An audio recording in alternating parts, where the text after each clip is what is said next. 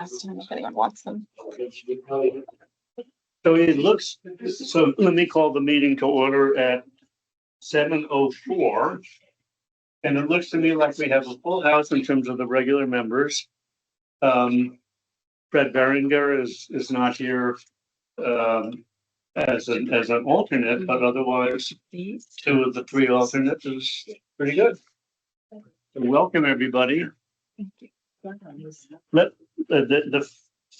the first item on the agenda is wages for social services in Lime Senior Center, but I see that there are, Anita, there are new handouts, so the new sheets.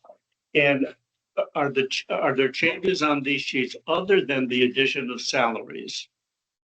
Salaries, insurance.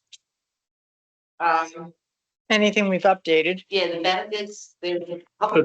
there are some And there are updates. some minors. Yeah, there's a couple of other. Everything that you've approved, though, it's not like we threw stuff No, in. I went through the old ones, and so I'm just trying to, There's a couple of I could tell you which ones were, but there are a couple minor changes. yes. okay. So let's start with the wages for social services and Lime Senior Center, not approved at the February 4 meeting. Where do we see those wages? I have them here. The wages, for social services department was 25,263. And that sheet, I did not update the social services because Martha still has to go through the other ones when you have that chance to get started. You did. It's on the agenda for tonight, Oh, okay, okay. When Martha goes through them, then if I need to make changes. right? It's the last thing, social service agencies. So where do we find social services and It's in your book. what number, do you know? It's, 206. 206.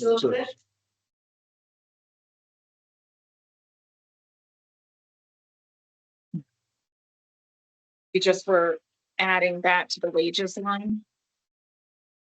Okay, so social services budget for 25-6. The current year is 23,958, and the proposal is it goes up to 25,263. What, $1,400? Any comments about that or discussion questions? Totally confused what you're doing. Well, we approved that line without the wages. 12.25, and their wages will be now 25,263 for a total of 26,488. But we approved everything but the wages, so tonight we just need to approve the Right. wages, You just have to do the 25,263. correct? Any questions or discussions about that? I'll make a motion for the wages for social services, 25,263. Second. I forgot. I forgot. Andy made the motion, Kim seconded. Any discussion? All in favor, say aye. Any opposed, say nay. Any abstentions? That's approved. Then the next one would be the wages for the Lime Senior Center.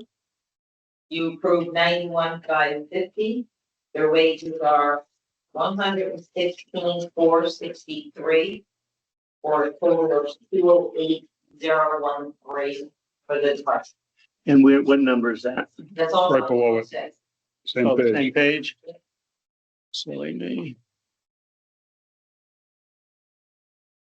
Could you just give that number again? Okay, so So senior, we did 116,463. We already approved 91,550 for a total of 208,013. and so that's the aggregate wages. What the wages on this sheet are broken down. Oh, yeah, it's. Can you tell us what's the comparison between this number and last year's number? You have one. The budget is 66,576, right? But Well, then that was there's just- a that's just part-time. Mine. This is the clerk, the assistant, and the senior clerk. So all. So it's 66 plus 16 plus 42. That's 66, 102, 103, 104. So it looks like maybe 105 total last year and up to 116.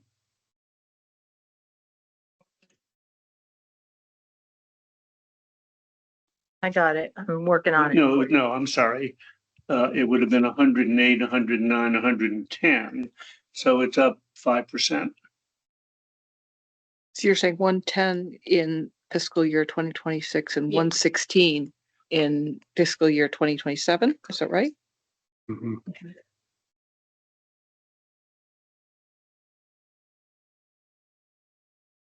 I wanted. And is the increase because everybody got a cost of living increase or somebody got a step raise or Stephanie got a significant raise? We voted on this at salary, That was- 2.5 plus step if you could get a step, if you were eligible for step. And that's all that is It's all embedded been here. worked That in is here. all, that is it, and, Mhm. for clerks, we left it the same. Okay. Any questions on this number? And it was 110, 254 last year.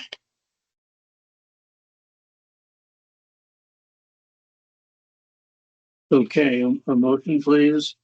I'll make a motion to approve 116,463 for senior center wages. For a second? On the seconds, any discussion? All in favor, say aye. Any opposed, say nay. Any abstentions? That's approved.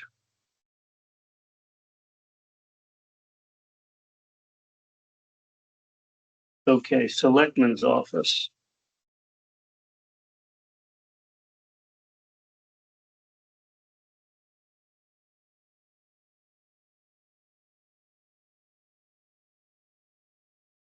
Who was here? I was gonna say Jen Datum's here from the registrars. There, various people are dialing in. Oh, okay, It's all part of general government. got it. So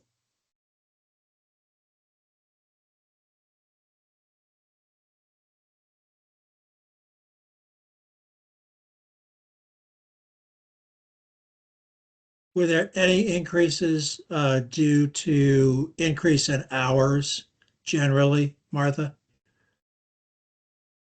well, we went down from 419 to 401. We took out the intern. So that was that. Basically, anything else was an increase. But we do have some down at the bottom for sustainable old lime and a decrease in Shoreline Gateway and an increase as well. We talked about the budget for Cheryl's for America 250, but I thought that was supposed to be 5,000 for next year. No, it got moved to, remember, because. We took it all as we moved the appropriation. Okay. So. Yep, Yeah. got it. Okay, that's good. So the sustainable old lime, we just talked about its salary because we really need to have someone who's the writer, pay someone to be the writer.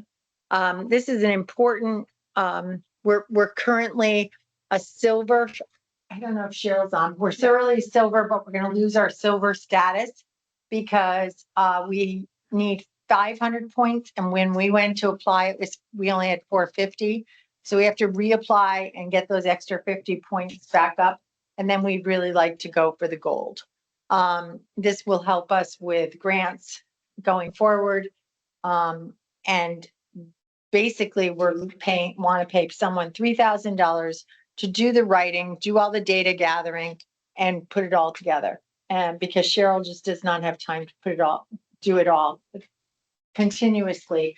We've worked her to the bone. Now she's on America 250. She's online if she wants to say anything more, but basically we feel this is a worthwhile position for $3,000. And of course, Cheryl will do a sneak peek at the writing, but she'd meet with this person. But we feel it's really important for the town. Other towns are continuing to get noticed for their applications for this sustainable sustainable CT. Sorry. On Does this, anybody have questions about what this means and why does it benefit the town of Old Lyme? Because Cheryl can answer those. We've done it for years. I repeat my question, Martha. Okay. Does anybody want to know more about this? Yeah, I'd like to know a little more if Cheryl would share. Sure. It's an accreditation process with the state. And it looks holistically at what makes a town or a municipality sustainable and resilient. So it is not just recycling and green activities. It's having healthy economic development activities, arts and culture. A lot of the things that we're doing now, flood and erosion containment.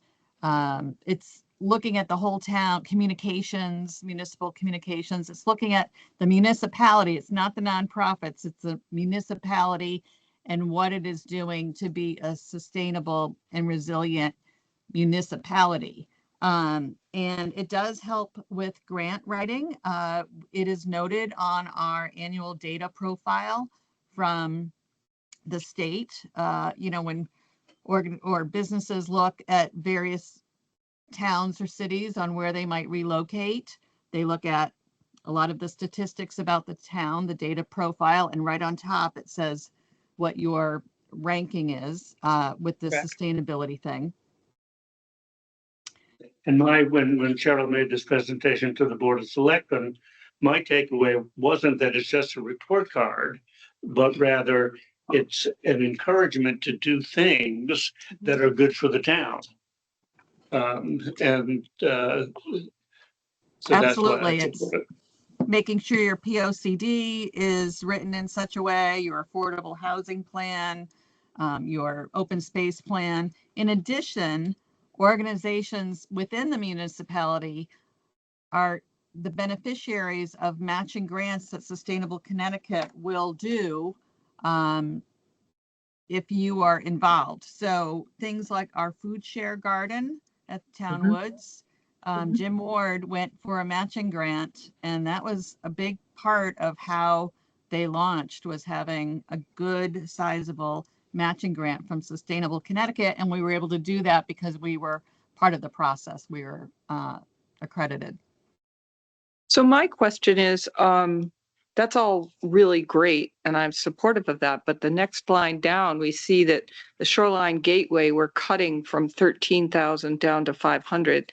And that doesn't seem like that's consistent with the values that Cheryl just pointed out, that we would cut the gateway at the same time we're investing in sustainable CT.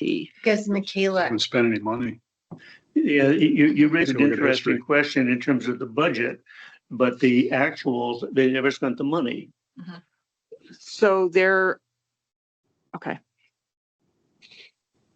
what were you going to say about Michaela? Michaela, because of the sewer project and things that are going to be going on around 156 and in the shoreline area, she feels that next year is just going to be a quiet year. So her committee is sitting still and they are continuing to do work. They still continue to meet, but they've asked for some money. They wanted a survey.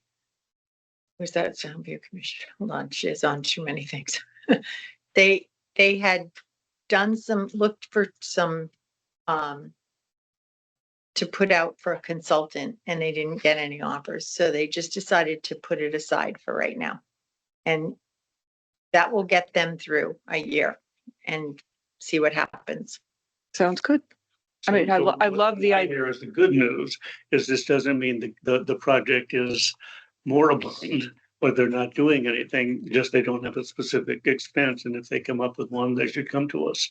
And I laud them for acknowledging that they're going to have a quiet year and not taking the money. Yeah, that's great. I got a I question think Tom has a question.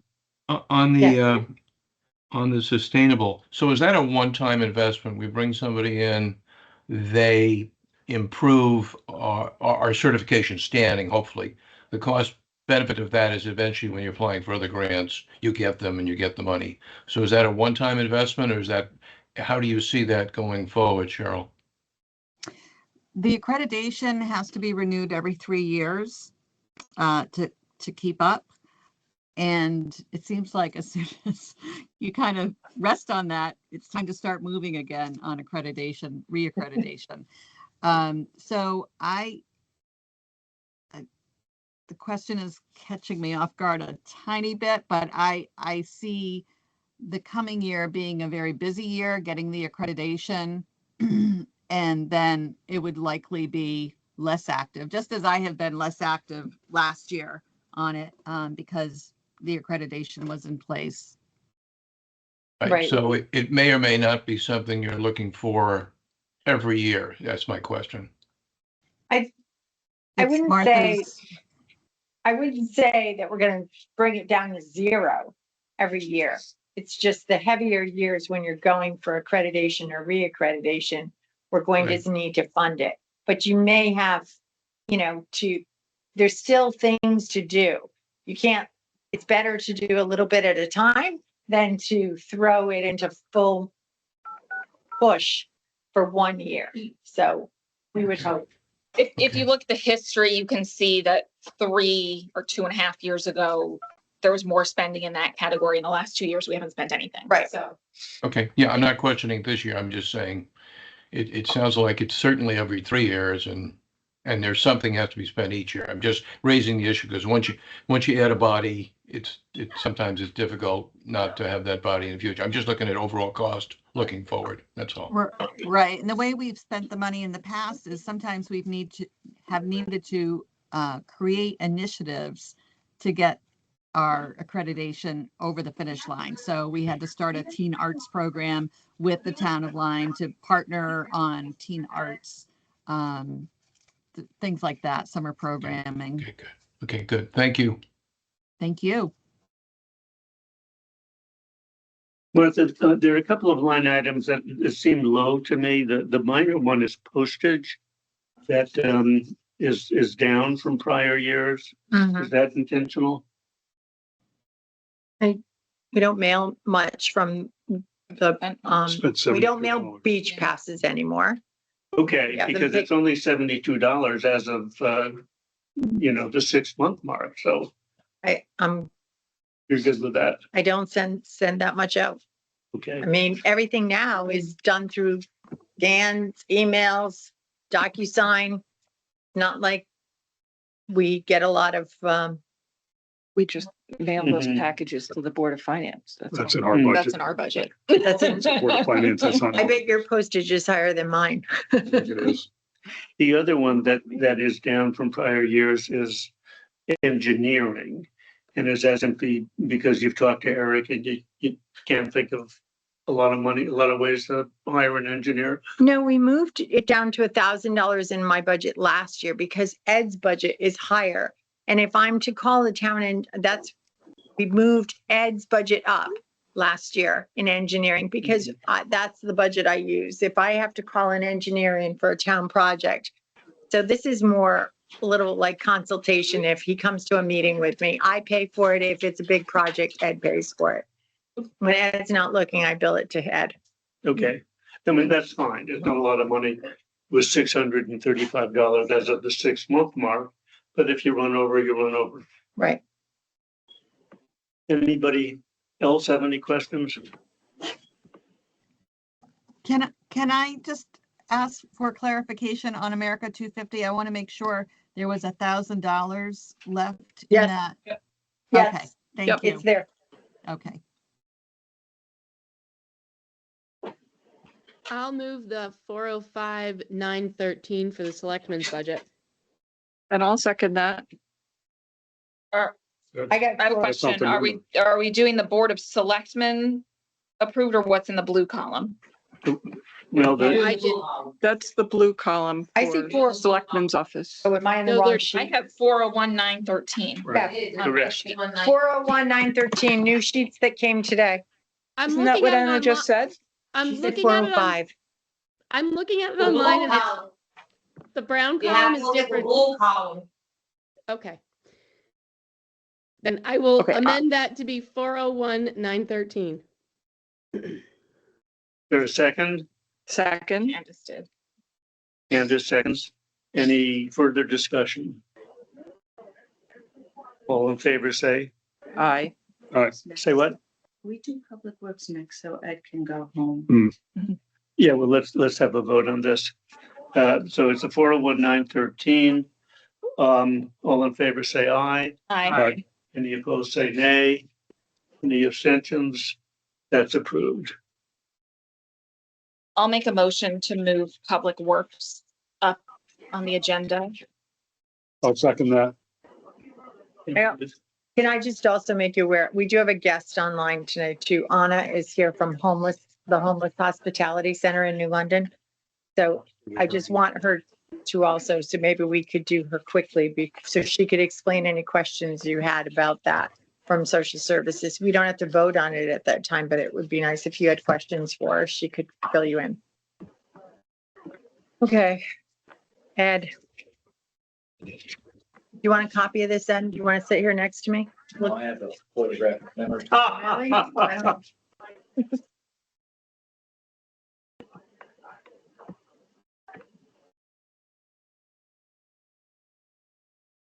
have a question. There are docks at Haynes Park which belong to the town. And one of the sections is beyond repair. And delivery and purchase of a new section would be about $3,500. I don't know if that would fall into the public works or harbor management or Park and Rec. Didn't we I don't, approve or new maybe docks? Rogers Lake. It's the town's docks. No, it's one of the wider ones, Anna, that we approved the dock for the So- chase boat and the patrol boat for Rogers Lake.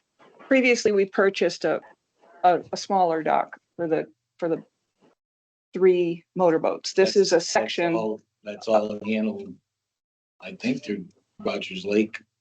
Well, Rogers Lake Authority has the authority to govern them, but I don't know. This has just never been. It hasn't been in my budget, what they bought. No, because It was a- Candace, originally you were given those docks. It was a gift Oh. from was a a gift. growing family. And historically, when repair or maintenance had to be done, Old Lyme Rowing Association paid for it all on their own. Yeah, But, but wouldn't a purchase like that go into capital? It's not under this budget. It's not under this section of your budget. Right. Okay, so we'll talk about it when we get to capital. Yeah. Great, We can, perfect, thank you. Anybody have any questions for Ed? Other than me? All right, well, here are mine. Ed, just going down the list, crack seal. You haven't spent anything for the past couple of years, but have you run out and so you need some the coming year? No, I'm gonna need some, we used to be able to carry over your regular budget money. Now it's only capital. So I was planning on using from last year and doubling it up with this year. But I couldn't, so I lost it. I've sold on and the weather and I got busy, didn't do it, but I'm gonna spend that this year and that's low. And I'm- That's all I'm saying. You've got 20,000 and you think you're gonna spend Yeah. that. Yeah, yeah. yes, I am. And then you've got another 20 for next year. Right. In equipment leasing, you have, Whoever's online who has could you please mute yourself? We're getting background noises. That might be me. Let me try to find it. Thank you, Anna. $5,000 for truck equipment leasing. You've never spent more than like 1,700, Well, that's because it depends on what comes up and it's, but you think you might need to spend that? you don't know. I mean, there's things sometimes that I need and I have to have that account. It's really, like I said, my budget's like Russian roulette, you know, weather and everything else. So I guess you can move line items, and you're very careful about the budget. I'm not questioning or criticizing you at all. And you can move money around from one line item in the budget to subsidize another.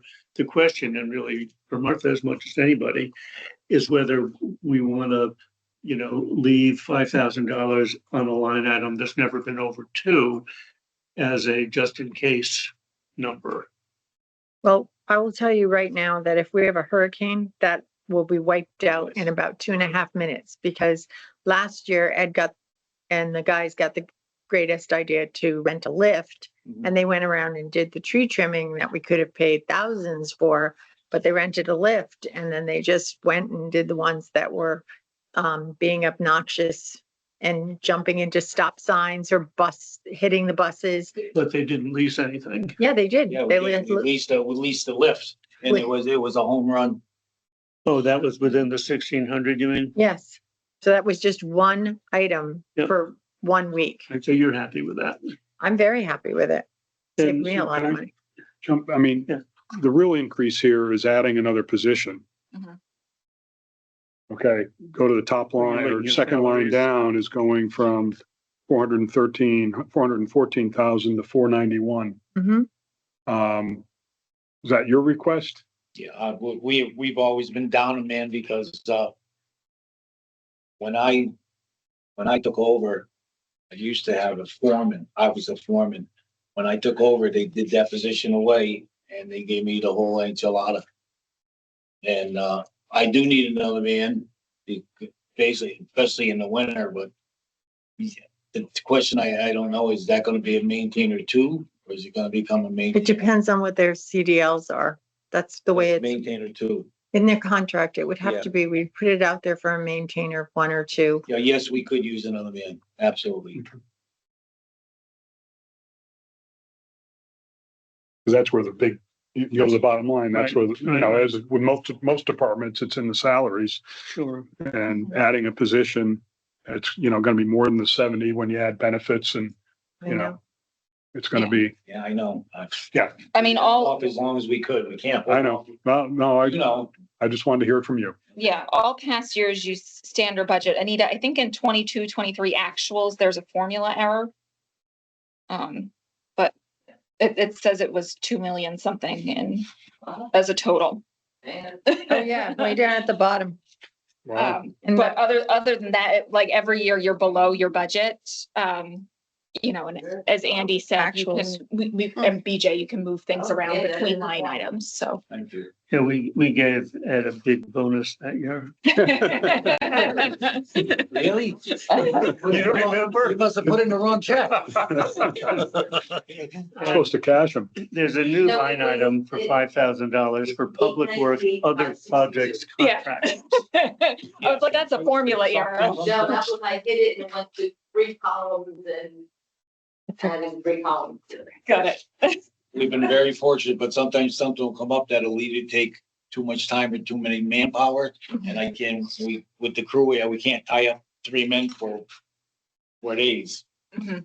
That comes in handy. Is it used a lot? Well, no, we've been lucky, but I've got something this year that's gonna have to be done, and it's gonna have to be done by a contractor because it's gotta get in and get done. What is that? It's a drain. I want to put a catch basin drain on the left-hand side of Rogers Lake Trail when you drive in and pipe it over across the road because there's a puddle there all the time and it freezes. And that road will be another year or so will be up for Paving. repaving and milling. Mhm. Yeah, didn't we Not do known. something a while back, like on Rogers Lake or turning into Town Woods? Like there was some sort of thing a few years ago that we did. And you're turning into Town Woods, like sort of right behind the boathouse. I think on the right-hand side, there was Yeah. a drainage problem there. On the right-hand side, there was, Didn't we have some constituent who was constantly calling, making it a little nutty? we had a drainage problem where the drainage went in the Rogers Lake by the building. And I took ahead and I put a pipe in the catch basin. Well, I had a company put a pipe and catch basin in there and then we diverted it down so it runs behind the building. Because the water used to always pool from the state, because state drains a lot of water on that thing. They've got a, Yeah, we don't need to go down this rabbit hole right now, No. right? No, why not? I'm just saying. Yeah. But I'm not sure that That's why I'm not sure that the problem that Maria is highlighting is the same one. no, Yeah, it's it where sounds like the, it's something different. it's where the island is when you come in and you go into Rogers Lake Association. Oh, There's yes. It's a catch basin. If you come in, you can't even really see it, but if you're on the other side of it, you can see it and it's sort of built into the grassy area, but it needs some attention. And Dave Evers and, what's his name? David. He lives right on the corner, Pendleton, Oh, Brian Pendleton. They've all been working on this for the association. And so they don't want to do anything. They were thinking about putting some more fill. They don't want to do anything until Ed fixes what he wants to fix. Then they're gonna fix and try to level it out a little so it won't be freezing and it won't be. Well, Right now with 2 feet of snow in it, you clearly can't see it. well, I've never seen that flood in there, Martha, and what they're complaining about. But that's their worries. You don't have to worry. They just didn't want to do anything until you did what you needed to Right. do. Because they had one plan, remember, they wanted. They're gonna work with you. They wanted to come straight out with the road. They did, Yeah, but I think they've changed their minds on yeah, that. So that would be most. Did we talk about the public work engineer that in the 25-26 budget is 20,000 and now is 37,600? There's a note in the Yeah. information column.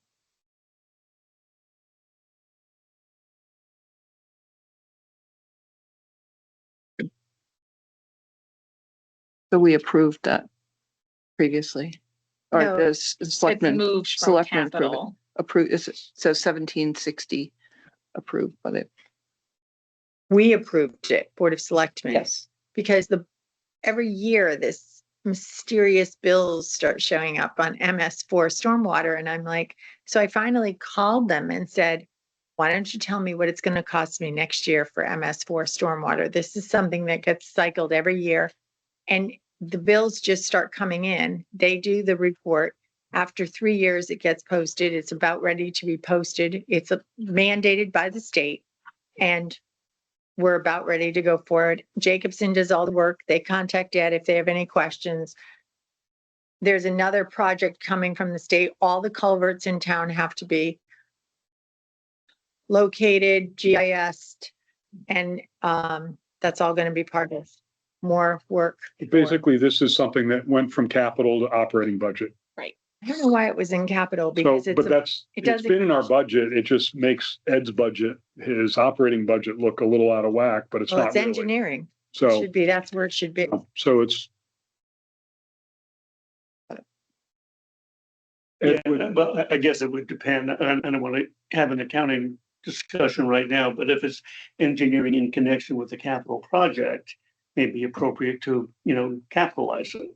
But regardless, It's not, you're not building anything. It's just paper. It's just it's a report. then it makes sense. It's not going to decrease in value. Okay, so the 5,000 for other projects, contractors, you have a use for it and you want to have it there in case you need it. Then the only other thing is the stone, gravel, and supplies, $5,000 line item. You've never spent much, $1,000 maybe. So again, is that just a placeholder, or you think you have a particular need this year? Once again, I have some stockpiled. If we have a hurricane or a washout or something, I need material. I have to have it on hand. So that's there to replenish the stockpile. It's like my salt budget that I kept replenishing. Everybody else was running out. We still had a stockpile. And we're gonna be well over in the salt. That's why that budget's, I keep on saying, leave the salt and sand alone, because it's money in the bank and it's paid off for the town of Old because East Line ran out. We still have 200 ton on hand, maybe a little more. So can we sell it to East Lyme at a profit? I will run out.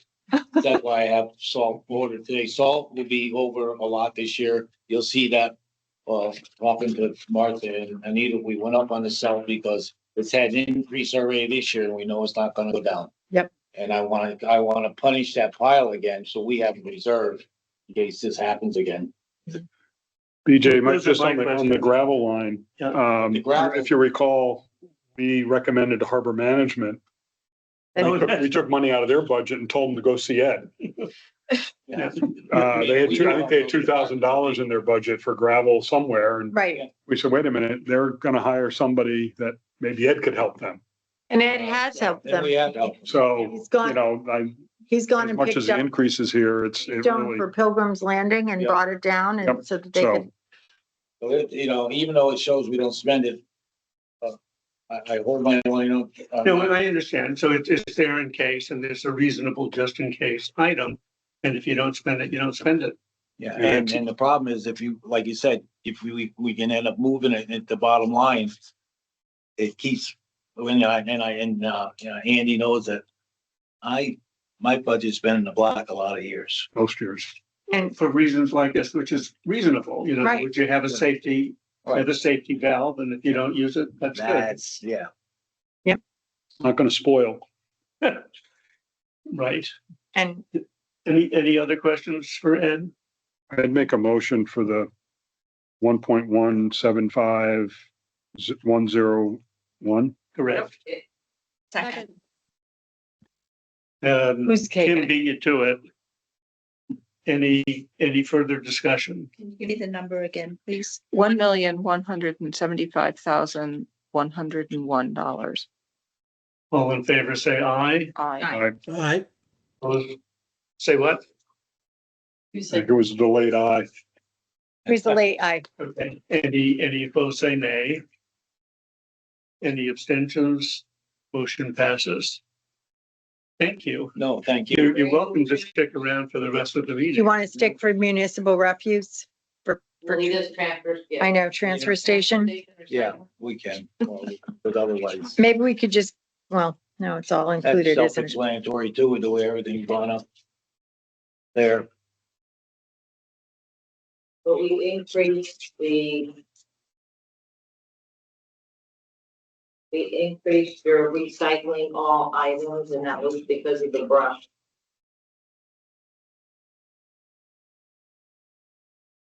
I mean, as Anita mentioned, recycling, as we all know, recycling. And we know trash, recycling is gonna be, becoming a big problem money wise. It's worse, it's as bad as trash. And unfortunately, the fellows in Hartford have got all over the towns right where they want them, because we're stuck.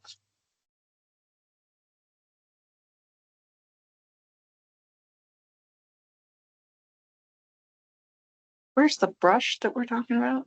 It's right in the middle of the, All items? under recycling. Well, and if you look over to. Yeah, all items. Yeah, we're already over. Right. Is the- Let me mention that Fred Barringer, who obviously isn't here tonight, sent me an email and said a couple of things, but one of them is he says, I believe it would be reasonable to keep single stream recycling at 105,000 as opposed to bringing it up to 127.50. Do you have any thoughts about that, Ed? Well, You don't do that in, Well- That's you don't not, do the single. that's not Ed. Not Ed. That's not Ed. That's from CWPM. That's trash. Pickup. Okay. That's the green buckets in front of your house. Mhm. Single stream. What are we voting on? Right now. Recycling. you're doing Right now, we're just We're recycling. just doing recycling. Discussing, right. Okay. Recycling and transfer station. Which the bulk of that increase is the brush. Just the brush. yes, Well, let's take them one at a time. So the recycling has a total budget of what, 50,000? 74.5. I'll make a motion for the recycling for 74,500. I'll second. Do we have a new page for recycling? It's It's, on the yeah, one, it's on- yeah, in the it's on the pages one we that was got. handed out. Oh, okay, so that's different.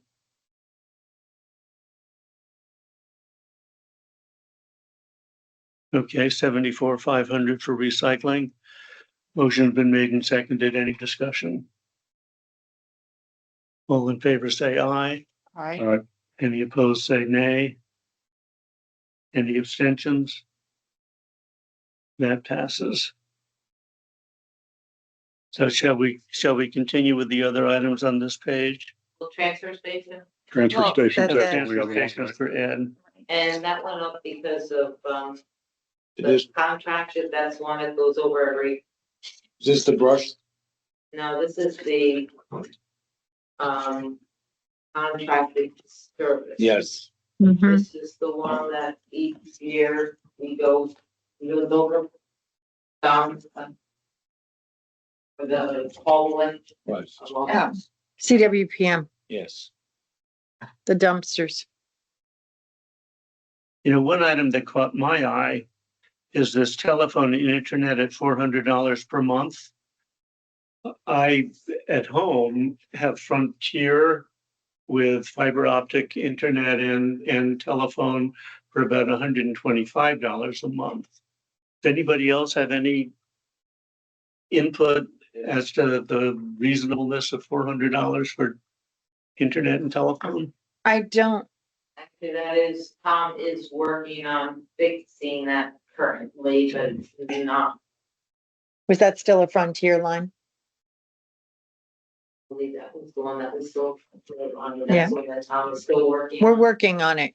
We're working Yeah. on, it will come down, but I can't tell you what it'll come down to now. And we've had conversations about other phone to go with a different phone vendor.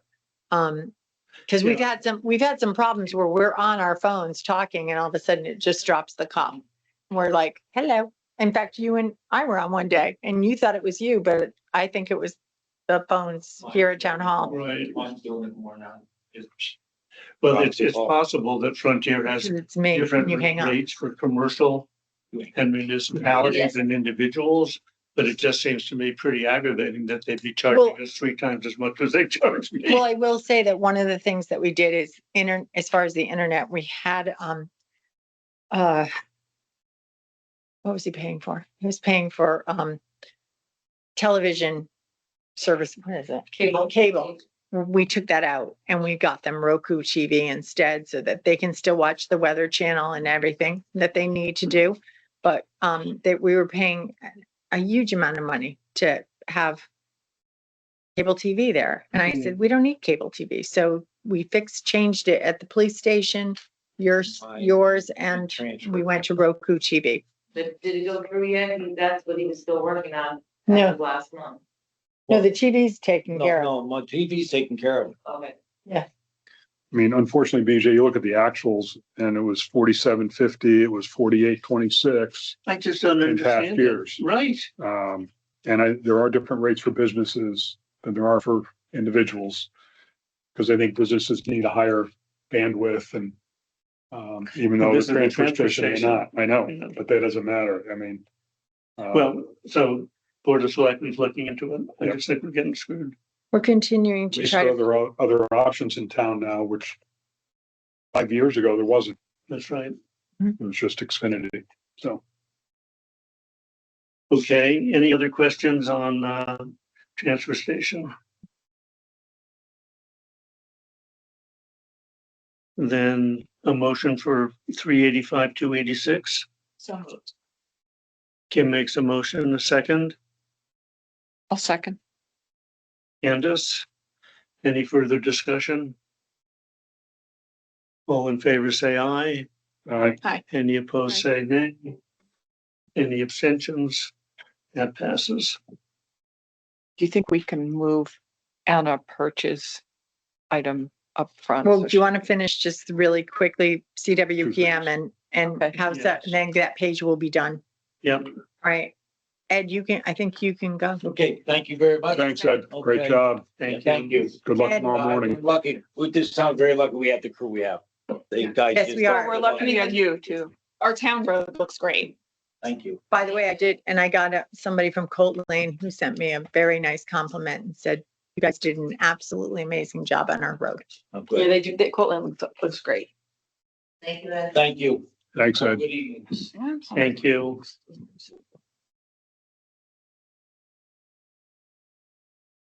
All right, so we going up to municipal refuse?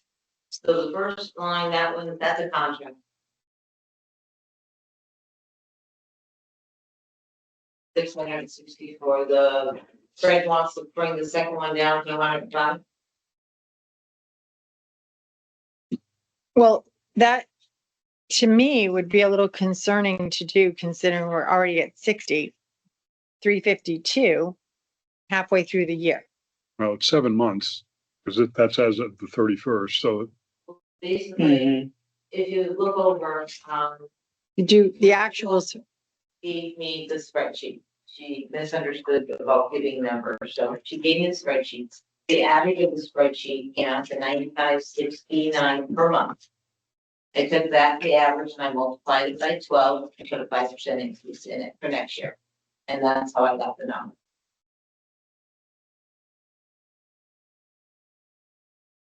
But Fred is following this very closely as well. So if he feels, I mean, we haven't gone over any year. So if he feels we can keep it at 105, switch it. It's 105.60 or 105 flat? It just says 105 flat from That's 60 this year. 7 times.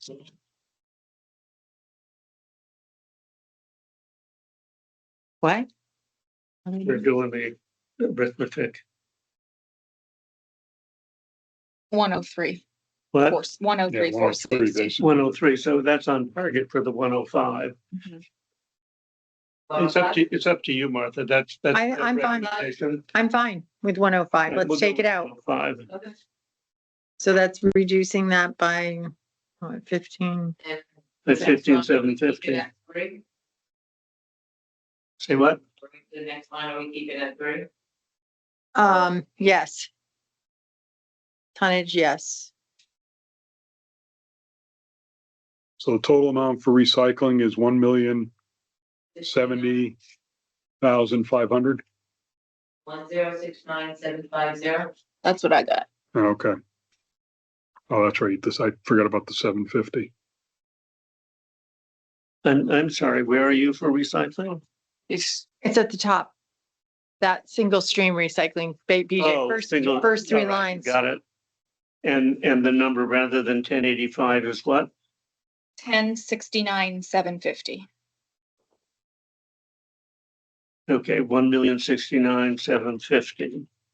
Any further questions? I'll make a motion. Kim makes a motion for that number, a second. Have it. Andy seconds it. What is the number? 1,069,750. It's 750. Okay. Okay, motion made and seconded. Any discussion? Who was the second on that? Thank you. Andy. No further discussion. All in favor, say aye. Aye. Any opposed, say nay. Any abstentions? That passes. Now you just have to do the hazardous waste facility in the middle of the page. And Yeah, that's what's the the, reason we're estimating a 30% increase? It was per their letters. Okay. Yeah, Per their- it's in your book. An estimate. Pretty sure it's in your book and as backup documentation. Thank you. it's not a lot of money. Mm-mm. So the number is 22,722. Mm-hmm. So Any questions? Say what? She moved it. Okay, Anna moves it. Second. I'll second. Candace, any discussion? All in favor, say aye. Aye. Any opposed, say nay. And abstentions? That's approved. Good. I'll make a motion to move social services ahead of the rest of the general government. Second. It's not a new. Did we just going back to our old pages, I right? gave you all the people. Okay. I just wanted to make sure. So you had some homework for me to do on social services. I just gotta find that page. Sorry, I think it's 206, right? 620. Okay. So as you know, we had a lot of requests and I'm just gonna ask because Anna is online. Anna Perch is online for the Homeless Hospitality Center in that they had requested that we move our up to $5,000 from the $3,000 that we gave them last year. So I was just wondering if you had any specific questions to Anna. Anna and I had a conversation earlier, well, last week, and she offered to sit in tonight. So if you wanted to know anything about the center and what they do, as far as, I think one of the questions was, have they hosted perhaps a homeless family from Old Lyme? They may not have hosted them at the center, but they have worked with families who have had to get temporary housing, who were perhaps from this area. One of the things they can't do is they can't really ask people, and Anna, you can stop me if I'm wrong, but they can't ask people where they're from. But some people do offer the information. So Anna's here, and if you have any questions, please feel free to ask away. Thank you. And I'll just say, can you hear me? Yes. Yes. Great. We do ask people when they come, where their last place of residence was. They're not required to answer it. Most of them do. And to a large extent, they are from, their last place that they called home was in New London. Very much less than that, people didn't originally, they're not New Londoners. They didn't start out living in New London. It's people who slowly found their way to the lower income housing areas and to the lower income areas as their lives were unraveling. And in a lot of cases in New London, we have the detoxes, we have the mental health facilities and all of that, where people who are starting to, their lives are starting to fall apart, end up gravitating toward there. So then it will show a disproportionate amount of people from New London. But if you really track back, their home is somewhere else, for the most part. And a lot of times when people are, those types of folks want to go home. They want to go somewhere else besides, they don't want to stay in New London. They want to go to, very often it's Niantic or East Lyme or Waterford, or Groton. And then, there's the occasional time they want to go even further away, and we try to help them get back to wherever we think that they'll have the greatest, support network that will help them be successful in their lives. So it's hard to have a real accurate description of where exactly we serve, where people are from, who we serve. But the people who, there's usually about 350 people overall in the whole year who use the service of the Homeless Hospitality Center, that is laying their head on a pillow and a bed that we offer them for at least one night. Outside of that, there are a dozen other programs that we offer. There's the street outreach program, which is when anybody is concerned. It's very often the police who call us and say they're concerned about somebody living in the woods or living in an abandoned building or living in their car.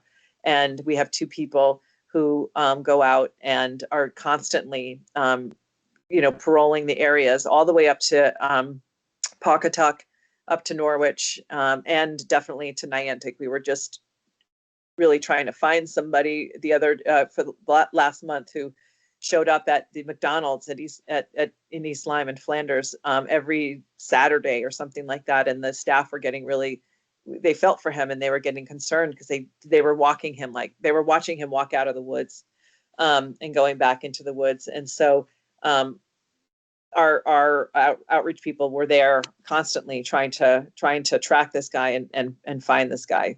I'm not sure what the outcome of that one was, but that's the type of thing that we have people doing, all day, all night and all day. So, and we also have, a diversion program so that people who are facing the possibility of eviction we're able to help stop homelessness for them before it even comes.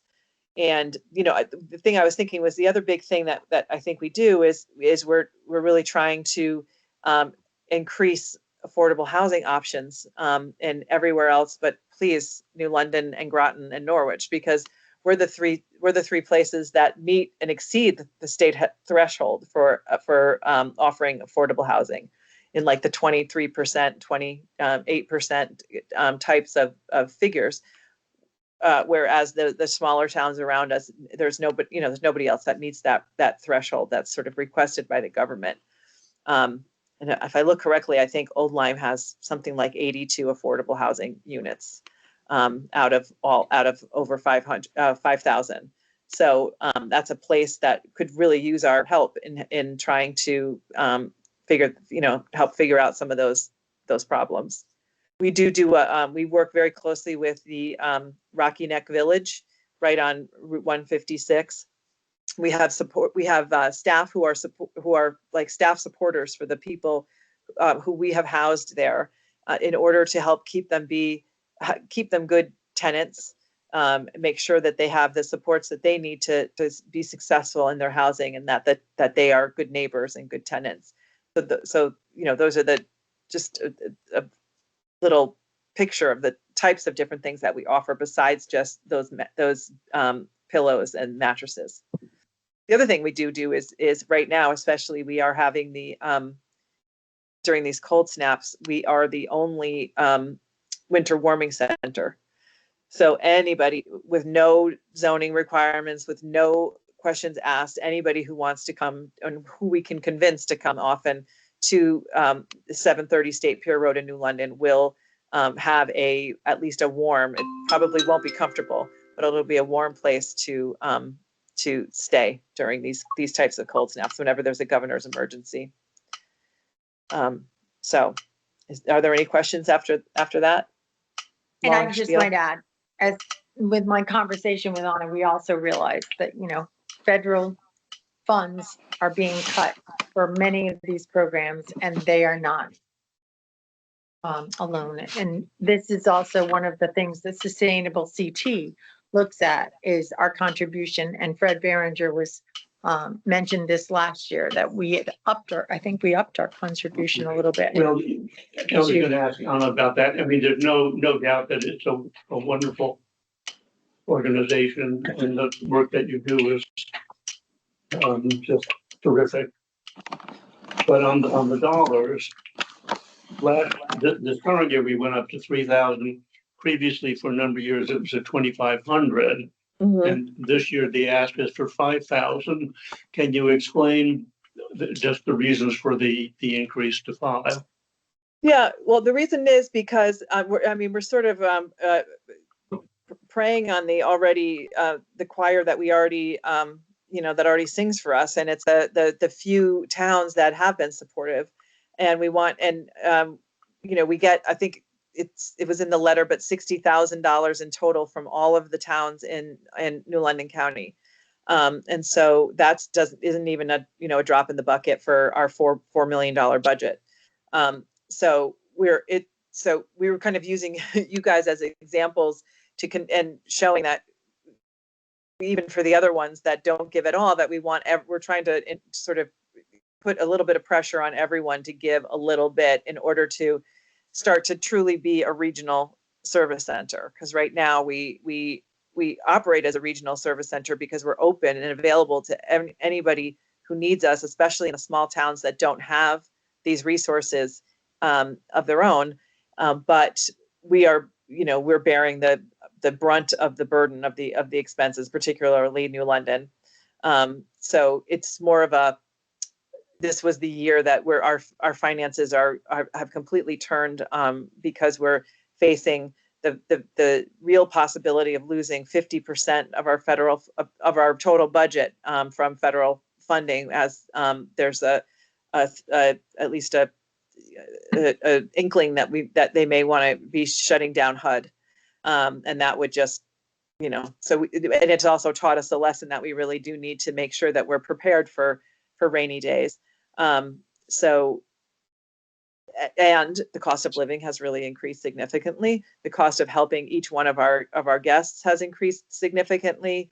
We do at the shelter, we do have a fund where that we raise money for, where we try to meet a person's direct financial need. If it's something as low as needing to pay for a duplicate driver's license for $30, we'll help them with that. Or sometimes it's as big as helping them pay for their first month's rent, so that they have that month to try to catch up, so that they're able to pay, the following month's rent.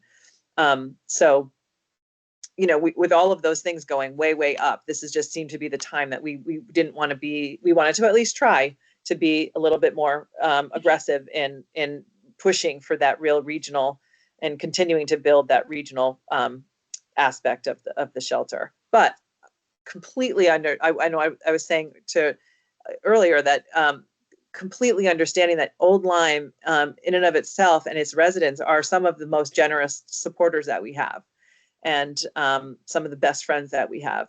And you know, the Old Lyme First Congregational Church of Old Lyme is our right hand, and between volunteers and fundraisers that they do for us since our inception 20 years ago this year, they've raised and donated almost $1 million, which is far exceeds any other certainly any other faith-based institution that we have. And we're starting to develop a really great relationship with St. Anne's and just a whole lot of people. So some of our closest friends and biggest supporters are from Old Lyme. So don't ever think that if you didn't raise your contribution that we would be that we would, you know, we would completely understand if that happened. We realize for sure that times are tough for everybody. Thank you, Now, Anna. Anna, it sounds based on what you said, like part of the goal of the Homeless Hospitality Center is in doing outreach and developing affordable housing solutions in the surrounding towns. Would you be a resource that our Affordable Housing Commission could reach out to as they're developing plans moving forward? Sure. I mean, my boss, Kathy Zoll, would be the right person to start with. And we can, because she develops affordable housing in New London still for our guests all the time. And you know, there are other people at the top of these organizations that have some real thoughts and would really love to offer some help. So, a frequent question for people asking for grants is what percentage of your board are contributors? And I'll turn that question around and say, what percentage of the towns in the county of New London are contributors? I have a list, and I should know better right off the top of my head, and I should have pulled it up. I would say percentage-wise, it's probably 40 to 45%. You know, it's usually in the amount, like East Lyme, for example, your neighbor, they used to give $3,000 a year based on a request, and they just last year they made the due to budget reasons. And I'm also a part-time employee of the town of East Lyme, so I felt their pain. But they cut every nonprofit that they gave to, they cut their request by 40%. So right now we're receiving $1,300 from East Lyme. But we're receiving $25,000 from Groton, and we asked them actually for $35,000 this year. And we received $15,000 from Waterford, and we asked them for $20,000 this year. But there are plenty that we get nothing from, and I can certainly follow up with you with an exact listing by tomorrow morning. You can have it in your inbox. And so a question for me, you mentioned the towns and what you asked. Was the increase this year, the increase asked to the other towns similar to what you're asking us percentage-wise? 66%? Yes. No, I mean, let's see, like, let's say Old Stonington, for example, last year they gave us 3,500. This year we asked for 5,000. It just is from looking at the history of the organizations or of the towns and what they've given. We just sort of made a wiggle room, and also in some cases some relationship with their human resources people and stuff like that who work with us closely and really do understand the value of what we're giving to them. So it wasn't formulaic per se. I will say that it seems impossible to have a formula with such dramatic differences between people who don't give at all and people who do. So that's why I said, let's see, if it was 3,000, if it was 2,500 last year, then, you know, 3,000 or 3,500 would also be wonderful. And and a real example of towns really taking the initiative to try and become more of a regional partner in this area. About how much of, you said your budget's about $4 million, and about how much of that comes from municipal grants or contributions as opposed to government funds? Last year it was $60,000. 60,000? Mm-hmm. And the rest of the fundraising is, I do fundraising, individual fundraising, annual appeals all year long, and private foundation grant writing, writing to, all of the clubs that are around, the Lions clubs, and every small, big and small, private foundation that I can find. That's really what makes up a good other 50% of our, or I would say 40% of our budget. Any other questions for Anna? David had one. Dave, go ahead. Just one quick question, Anna. How many other organizations, whether they're local, state, or nonprofits, provide similar services? In other words, how do you distinguish what you do from others? I'm hearing about helping with affordable housing in the future and that sort of thing. There's a lot of people talking about a lot of different things. I give to Covenant House, for example, so that's another example of a provider of services to needy families and that sort of thing. So if there's 20 of them in the New London Groton area, that's one thing. If you guys are unique, that kind of has a different calculus in terms of my own personal thinking about philanthropy. Yes, there's maybe 4 at the most. New London Homeless Hospitality Center is the largest, and we only serve, well, actually, the largest of this kind, where we only serve adult men and women. We don't serve children. So Safe Futures is the other organization that's quite big and doing really developing some housing right now that's really impressive. And they are women and children, or in some cases, families with children, but they're basically from the domestic violence track. So they are mostly treating and inviting people who are victims of domestic violence and their children and helping them get on track. The Covenant House is similar, but it's much, much smaller. And it does have a niche also of the people that they serve. So we're one of the only ones also that has a set aside for veterans. So we have special programs specifically for veterans, including 2 houses in multifamily houses in New London that we run specifically for veterans, with a manager who helps sort of mentor them and get them to where they're on their feet, hopefully within a year, and can move out and be successful. So the state doesn't provide any services whatsoever, nor do Groton or New London that are similar to yours, or Waterford for that matter? We do have some programs through the state, for sure, Department of Housing and things like that. A lot of that is connected to the HUD funding also. So all of the government funding it sometimes goes a little bit beyond me, but we definitely do get some of that. Some of that has started to need to be rethought, even though I feel like at this point Connecticut is still really committed to helping the homeless cause altogether. But yes, 40% of our funding is from private foundations and individuals, private people. Thank you. Thank you. And also, I always say that if it's in people's heart to really help the families with children, we totally get it, and we really want Safe Futures. They're a good partner of ours, and we really want them to be successful also as they are being. There's other programs like Always Home and Mystic.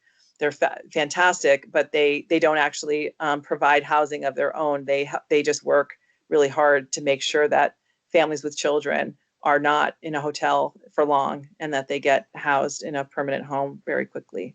So there's not many of us. Any other questions, discussions, comments? I have a question.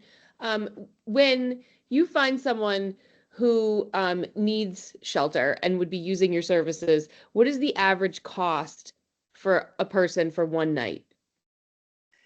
To them it's nothing, obviously, but for us, I think I would say when we break it down, I feel like it's about $100 a night is somewhere where we're at. The minute somebody checks in, they get connected with a staff member the next day and they get started on a whole housing plan. So there's that.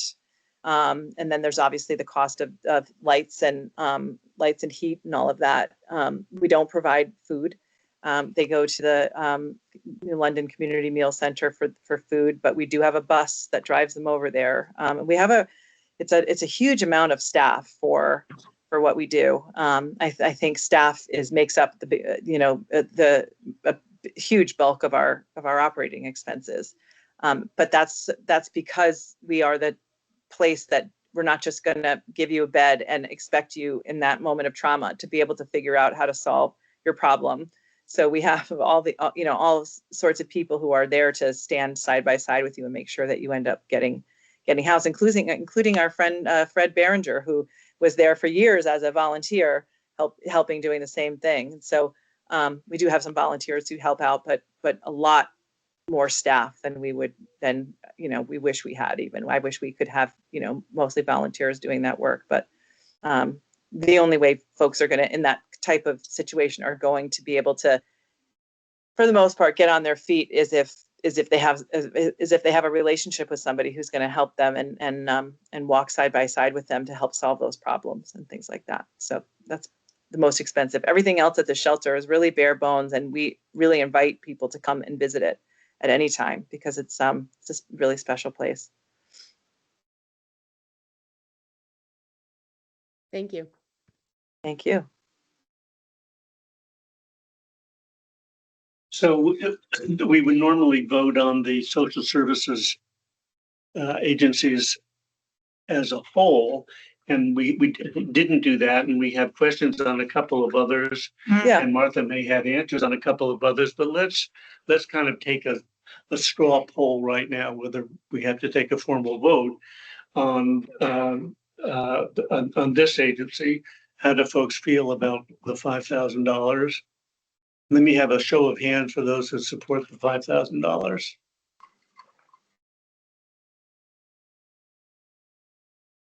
Okay, and others not so much.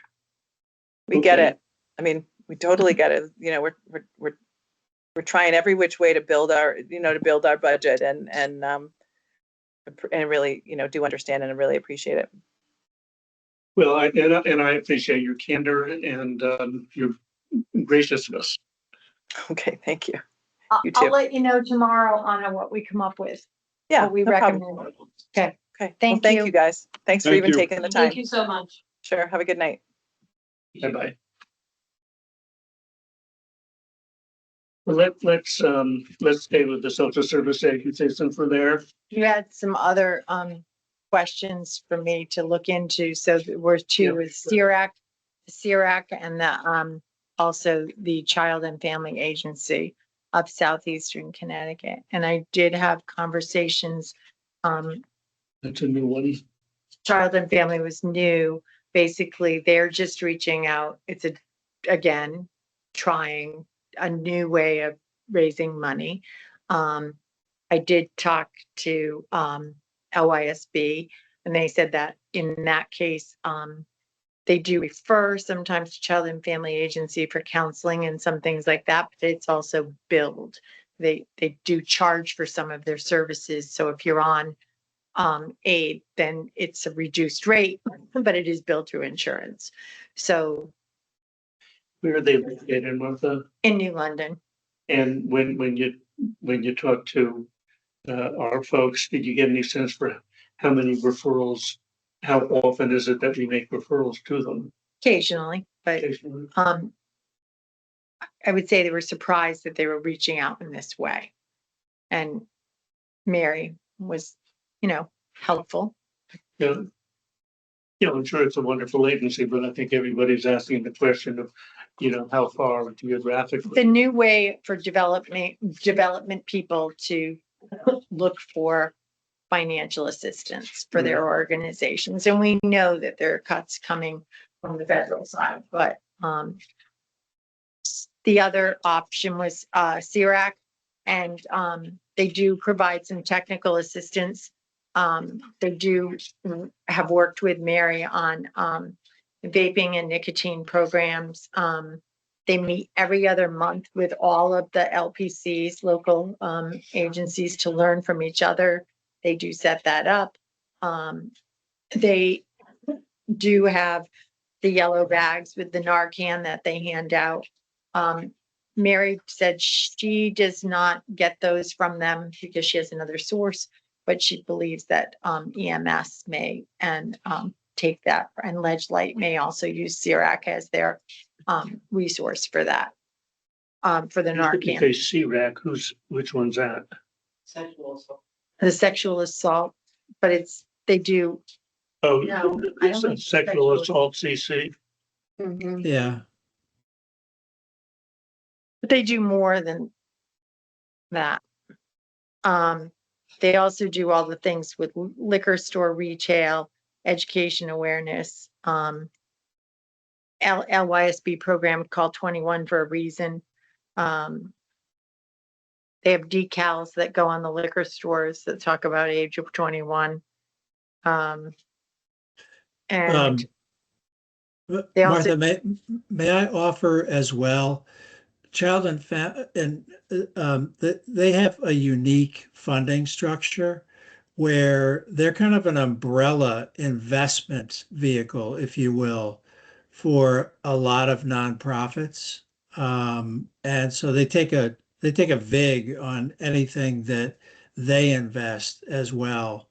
So it's a little bit opaque, their finances, but I trust Mary Seidner's judgment on this explicitly. So that's my 2 cents on it. So those are the two agencies whose request this year has gone up significantly. Well, they've never requested before at all. Yeah, it went up from 0 to 5,000. And sexual assault, social services, sexual assault went up from this year's budget of 1411 to 3486. I mean, Corey, how they're so specific in their That's right. in their requests. So what? Well, their letter outlines Say what? that they can attribute costs to families from Old Lyme. It's in the notes column here.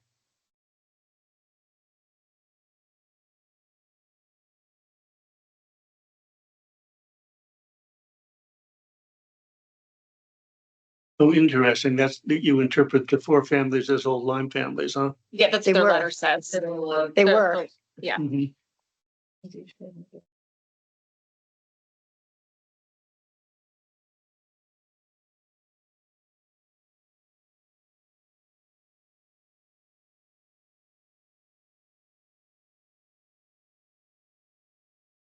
I mean, I just think, first of all, I think everyone does an amazing job and they're all worthwhile causes and it's hard to pick and choose. But I think what's sort of jogging my brain here is just the percentage increase, 3 to 5, or even someone coming in hot at 5,000. I just think it's percentage wise, it's a lot. Like, we're scrutinizing other aspects of the budget for less. And I just think it says a lot if we all of a sudden go from 3 to 5,000. Or like, if you look at the Shoreline Soup Kitchen, for example, we've been giving a flat 1,000 year over year over year. And maybe it's because they don't always ask, but we know directly who's servicing, where that money is going. We know it's going to Old Lyme. We know it's going to Lyme. We know some folks from out of area are coming in as well. But I just have a hard time going from, 3,000 to 5,000, or all of a sudden jumping in and saying, hey, your ask is great, we're going to give you 5,000. Maybe in the case of that 1411 going up to 3466, in that case, they seem to have some sort of substantiation there, like they can substantiate these 4 families. Maybe, but I just think Again, the percentage is a huge jump. Does anyone else think that? I mean, that's the biggest jump on here. That's the biggest jump on there, but they have You've got some three that are- documentation. I think what's hard is to go from, 3,000 to 5,000 after a history of $500 increments year over year. And a bunch of years where it was 2,500 and And I mean, even though they've given us the documentation in terms of how they got to the number. Unless we're migrating to a system where we're gonna reimburse them every year for the old-line families that get Yeah, I agree. cared for, that's a different methodology. And really to put it sort of in a more balanced perspective, you'd have to ask, well, what's the history for the past 3 years, 5 years, 10 years, right? And if the answer is, well, no families for the past 5 years. Yeah. Blah, blah. So I'm not persuaded by that, which doesn't mean I'm opposed to increasing their grant. I just don't buy that methodology. Since we have newcomers to the group, I wonder if we could think of it like we have a certain set amount of money that we're willing to allocate towards nonprofit social services. And then from there, determine how we want to allocate it across the organizations that we're willing to support. And then, so instead of thinking about homeless hospitality as increasing, we would say, okay, we have this pot, and what portion of that pot is homeless hospitality is a good organization. We've supported it for a long time, so we trust them, so they get something, but they have to share that, what we're willing to spend with the other participants. But that you raise an interesting question. The budget for the current year is 8490, right? And the ask for the next year is 18,435. Yeah. So that's a pretty big jump. That's a big jump. TVCCA, their request doubled. And I'm reading their letter, and other than it being 1% of budget, It feels I mean, a they're little bit like pretty- this is just what Martha was saying, that a lot of these organizations have figured out that like this is sort of an untapped resource. I mean, if she has a bunch of towns that aren't giving her anything, she's got to ask and see what happens. I mean, we're a wealthier town, Yep. so 3,000 to 5,000 for her doesn't sound like a ton of money. It sort of just feels like a bunch of them were like, let's try this out and see what happens. And Mhm. that's great. But I didn't feel her presentation enlightened me as to why we were being asked to give an extra $2,000 and up our donation. And I feel the same way about all the other ones. Martha, does our social services department have any recommendations on these? Like, I would feel great if she came to you guys and was like, hey, listen, I really think the Homeless Hospitality Center deserves more money this year because I direct, people to this, or I work with them for these sorts of services, or whichever one of these organizations, because I think all of us sitting here tonight can't really identify which one needs more money, but they're all asking for more money. So to Candace's point, how would we choose? We have no data points for this. Well, first of all, these letters come in periodically, I think I've gotten one since then, but the budget's already been done. I personally think that those that we've given to in the past certainly deserve their $500 or whatever they've asked for over the years. I think that Child and Family Agency could probably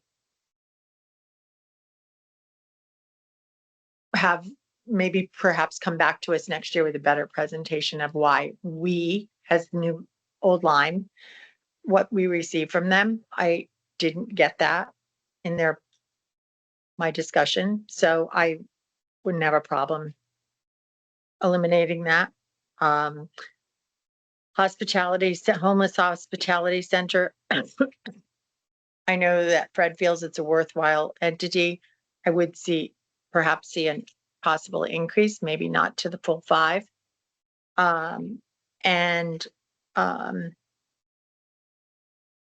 I don't have a real strong feeling about some of the ask. If you, like TVCCA, I mean, they just consistently ask for 1% of their budget. So last year it was 829. This year it's 1619, but I think that's because their federal funding has disappeared.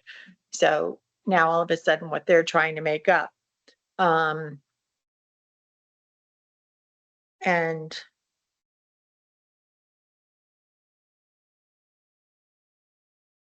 I mean, for a long time, the sexual assault CC got 300. Mhm. And then it looked like we went more to some sort of cost base, because I don't know why we do 1332 as a number. that's based We on, based it, before on one family. And One if we went On one family, now it's 2. 1733. Yeah. So you can reduce it to 1733, it's based on, instead of the, because they get a match, it says a match, so that's why they do 4 families, they only want the 2. But if you just do the 1, because that's what we approved before. So going back to Candace's point of looking at it as a pool of money and how do we split it up? I just did I think I got it right, calculation that literacy volunteers, leave it at 500, Safe Futures 500, TVCCA 2,000, no, I'm sorry. 1,500, I think. This is where I lost something. Anyway, I came up with a total of $10,850, which would, are you reducing child family? Hmm? Are you reducing child and family? to 1,000 From 5 or. from 5. I mean, we haven't given them anything before, so $1,000 is found money to them. And homeless hospitality to 3,500. Okay. Again, And then everybody else basically, what do you think for the sexual assault CC? 2,000. I think it's easier to keep these solid numbers than to I think round. that, Mhm. let me I like that better than these Let me nickel and re-add dime. that up and make sure. I mean, it sounds to me like Mary didn't understand child and families ask. Yes, I agree with that, because you just said that also, that She she was surprised. She was very surprised Well, that I'd gotten a letter. I read it to her over the phone. The note also indicates their locations as Groton, Waterford, Westbrook, New London, and Stonington. So they're kind of scattered, but but it doesn't. not all Lyme Or Lyme. or Lyme. And They I have, think it's nice of Andy, not nice of Andy. I understand Andy's wanting to give them $1,000, but I'm not persuaded that we should give them anything without a presentation, a convincing presentation. Okay, if I just did quickly, you did what, 500, 515, 2,000, 1,000. 850, 3,500 and 5, I guess, 10,350. That's what I got. But that's without the children. child and No, family. that's with 1,000 to child and family. I would get 11 that way, so what? Really? What did I do? You did, it's 5, 5, 1,500. That gives you 2,500, 2,000. CCA, CA, that's TVCCA was 4,500, 1,000. 5,500. Then you do 35. Oh, okay. Sorry, You were I was going adding, after but that's okay homeless now. I'm off. hospitality to 3,500. I might go Yeah. personally up to 4,000, but.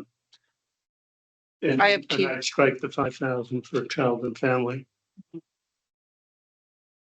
Yeah, I mean, I'm looking at their letter. It looks like a form letter. Yeah. Mhm. I It mean, I is. think it's a lot of money for no one to come. You know, no one's here to explain why, or sort of. I will you know. say I didn't Anna and I just got into a lengthy discussion and she was telling me so many things and I said, talking about this Tuesday night, if you want to get online. And she said, I've gone to other towns to to be at, and she'd been to Waterford, so. Well, and Doesn't hurt to ask. No, it sounds No, to me like exactly. if the town develops a relationship with her, they might be helpful. for some other For things. some other things. So she just wants somebody, I know like Homeless Hospitality has a relationship with Old Lyme through Fred and through the church. And so what they're gonna do there is they're gonna try and find another Fred or another church that can, They've already established, Same. St. Anne's has already jumped in to help out as well. at hospitality, yes, I understood that, but I'm talking about this child and family is trying to get a toehold in Old Lyme. They need those same types of ties. So in this discussion, you know, I want you to realize that there are children from Old Lyme that do use their counseling services, but it's not free. I'm sure, That's- I understand that. So, And their form letter, just because their letter doesn't call out Old Lyme, that's because it's a form letter and they can't call out every single town in London County. So I don't necessarily hold that against them. I'm not a development person. You know, maybe if you were a scrupulous development person, you'd write a separate letter for each town. You know, it might take you all afternoon, but it might be worth your trouble. Maybe you just got on a Zoom call and we're discussing it and just make a plea, you know, like, I Yeah. don't know. Dave and Anna, what do you guys think? I'm good with whatever everybody wants. I mean, the overall number is important to me.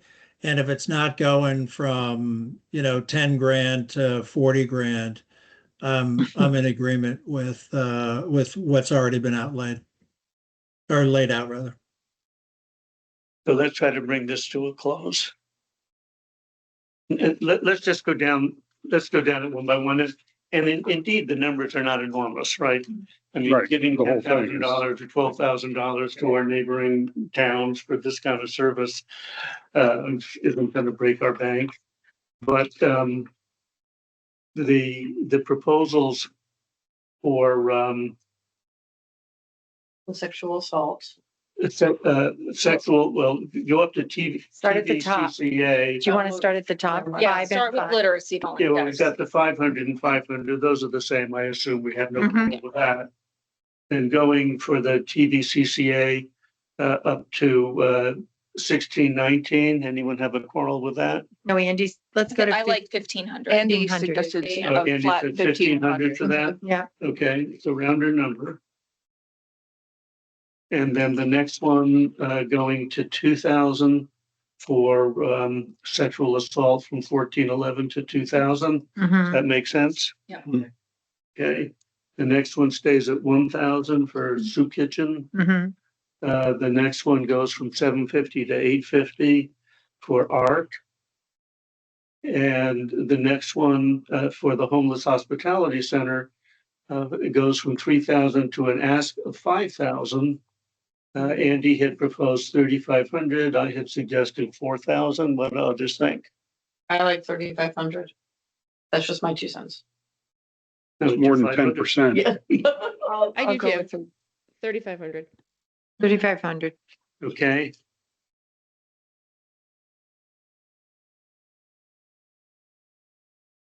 Then the next one stays at 5,000 for Hope. 500. I'm sorry, 500 for Hope. And then a Child and Family Agency, does anyone? I say we eliminate that one.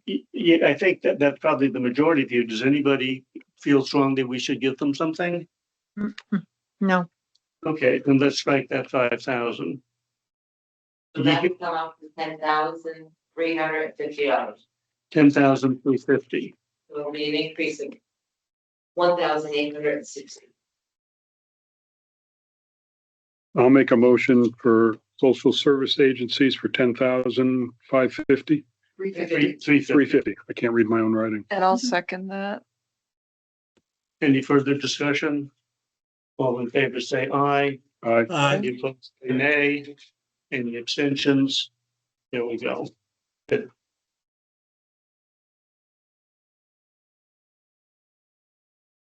Okay, so let's go back to our agenda, We got other people general. here that. Yeah, can we please take Yeah. my government people, they have to go back to work tomorrow, real time. Although we've all been working from home.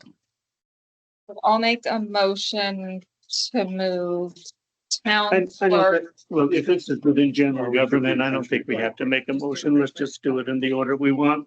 Okay.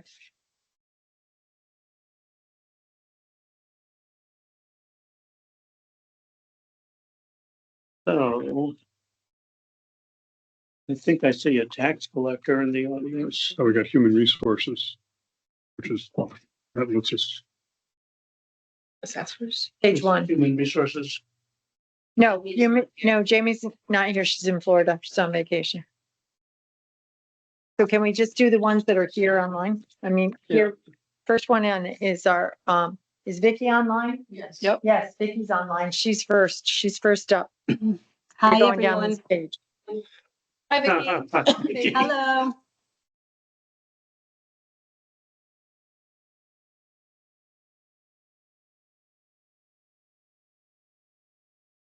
Something was-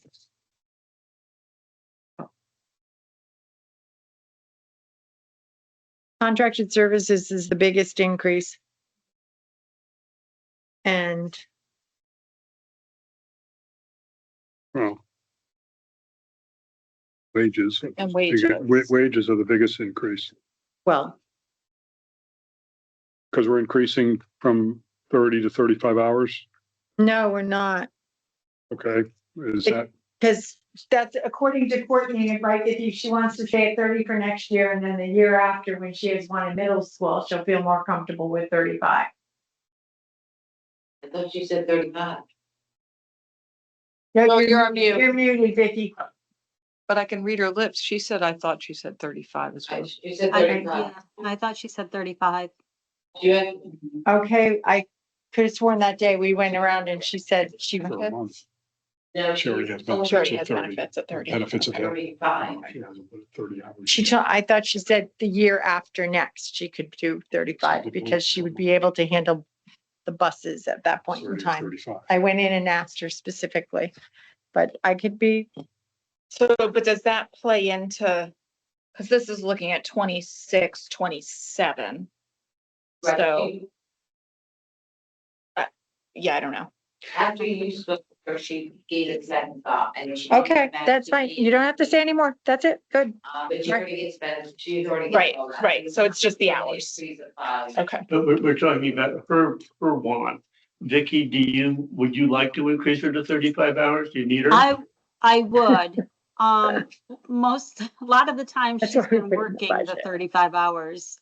And also if I'm out, we don't close our office. We advertise that we close it from 12 to 1. We've never closed it since I've been there and prior to Eileen being there. We just want to be open for the public.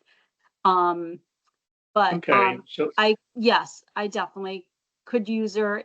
She has been working extra hours. I think it's going to benefit the public as well. mhm. And Martha, it's okay with the Board of Selectmen? Oh, yes. Everything on this page is okay with the Board of Selectmen. Okay, That's helpful. I'll make a motion for 191, 474. Second. let me just, I had a question for Vicky. Sure.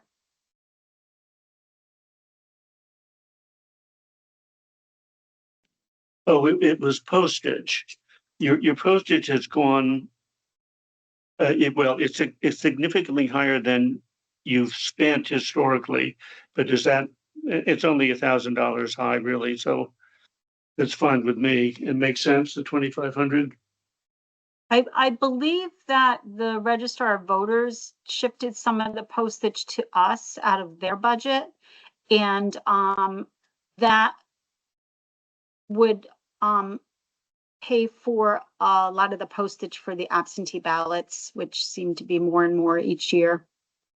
Okay, So, for whatever reason. I'm looking at Jen Tatum and there's only she's nodding her head. $300 spent for postage as of December. Does that make sense, or something hasn't been coded properly?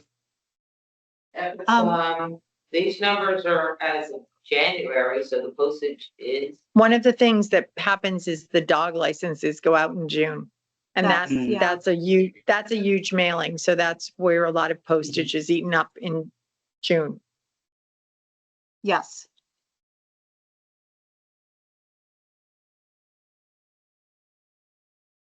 Alrighty, so, the motion, what's the number that we've moved? 191. 191,474. Has been made and seconded. Any discussion? All in favor, say aye. Aye. Any opposed, say nay.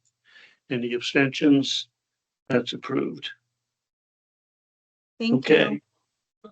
Thanks, Vicky. thank you. Thank you, Thank Vicky. you. Next up is our tax collector.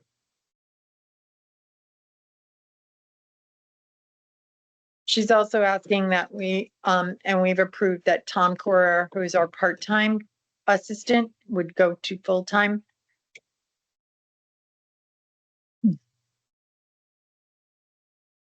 I want to thank you for the laptops, which have made it possible for me in the last couple of days since we got them 6 months ago. I rang through $30,000 of online payments, of car payments and real estate, and released some people with the DMV all from home. So it works. You know, we were able to take care of It taxpayers. was a little sticky on VPN yesterday morning, but we got there, right? Yeah, it was working at 8:30 this morning and 3 o'clock yesterday afternoon. You just have to pick your time zone, you know. Not 11 o'clock on a Monday. It did not work on that.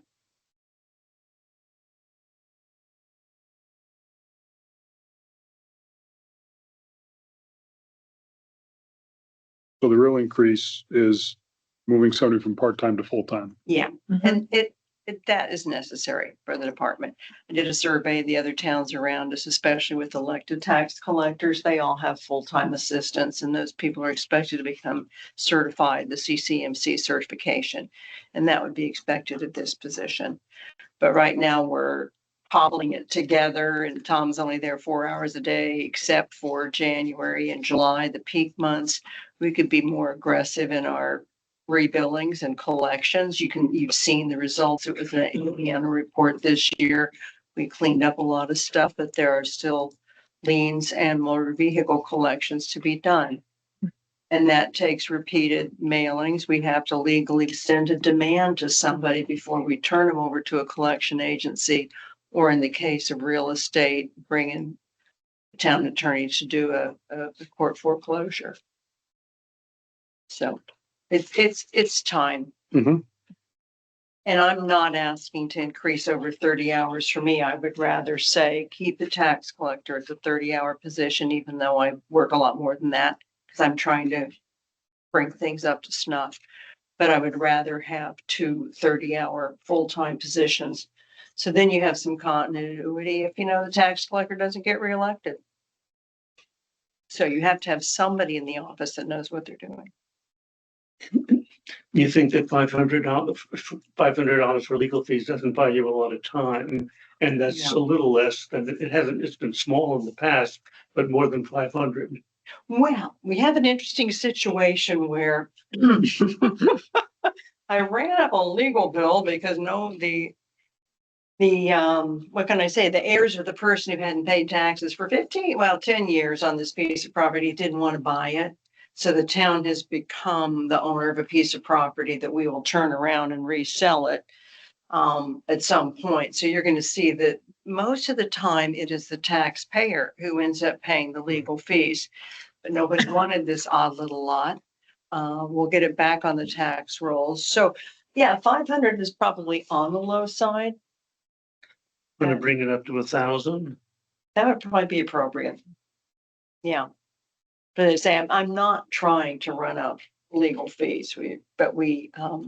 Most of the time it comes in through the collection. No, I understand that. And certainly most of the legal activity is going to be significant, but it's paid by the taxpayer. Right. But to the extent that it isn't, $500 will get you a phone call.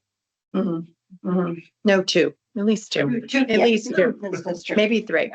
But no, Sussman Shapiro has been effective in working with us, and we have, as you can see, we brought in a number of old liens that were 2015, 2016, up to current years. Those are now off the books. We're still dealing with some 2020 and 2021. Mhm. And what's mileage for? That is to go to Watertown to take tax collector training classes. For education, Right, so education. okay? Those numbers were high this past year because I booked it that Tom and I both would be doing training, but until he becomes full-time, there's not an incentive for him for that. So I overestimated last year. This year's is a little more, is more realistic. I hope to pass my certification in June.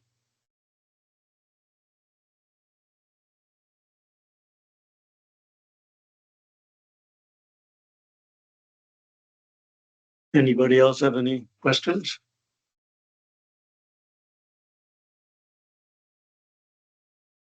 I will move $144,120 for. EJ increased the legal budget by 500, right? Yeah, so Right. I'm sorry, so it's 1,044,620, Correct. sorry. I'll second that.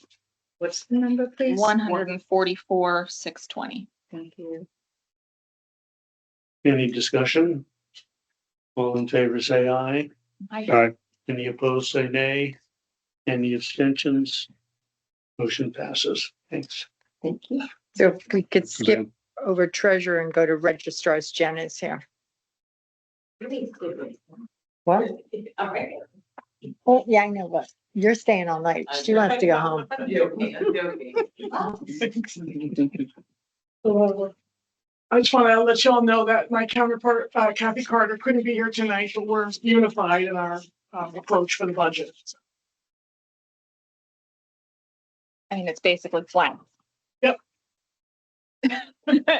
Well, I should say Kathy and I did a comprehensive look at what line items we charge things to, and we are coming up with a more consistent approach to how we bill each thing. We kind of inherited. $25 come from.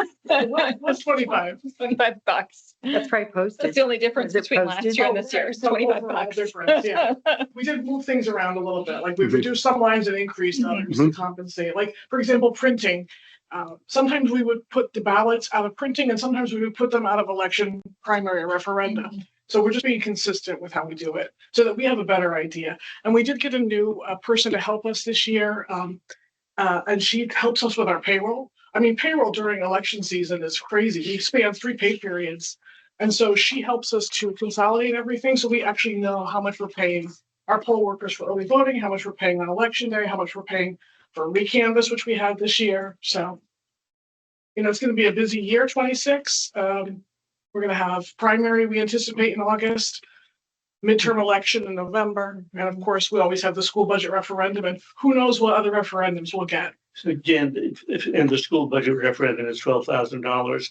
Is that fully reimbursed by Region 18? So we actually budgeted for 2 possible referenda. The school budget, yes, Anita and I work together to get all the bills for that, and she takes care of the Right, when you see that School in the budget. reimbursement side, that goes on the revenue side, but they reimburse us. But they should fully reimburse us. Okay. So you added two additional? No, 2 total. Okay, We put in for. We don't know that we'll have another one, but Okay. sometimes they come up and we need to be planning for them. And we had the senior center. Okay, so the 12,000 is more than 2. just the Yes, school. that is correct. So if it's 50/50, the school would reimburse us for 6.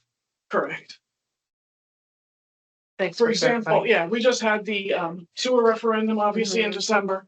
And I itemized all of the bills. We itemized all of the bills for that and submitted them to whoever's going to pay them.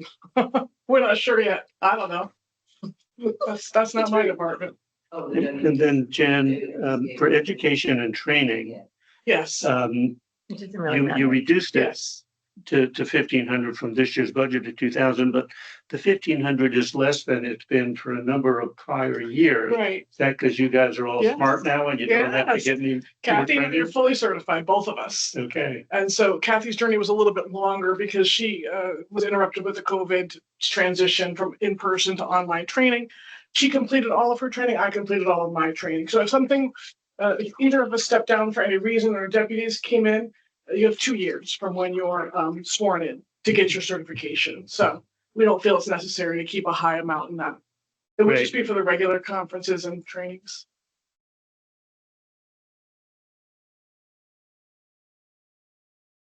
Anybody else have questions?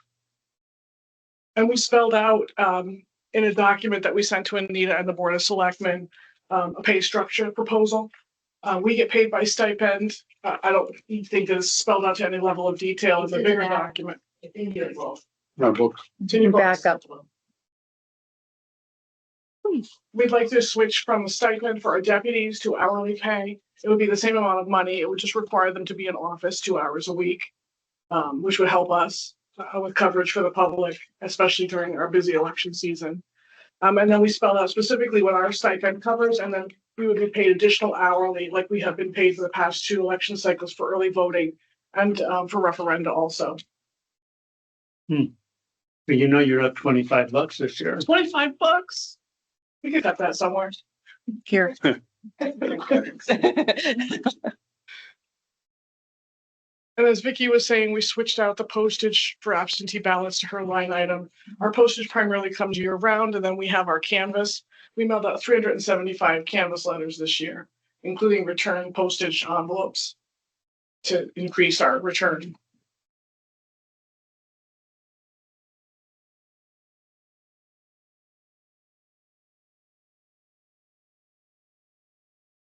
Any questions, comments?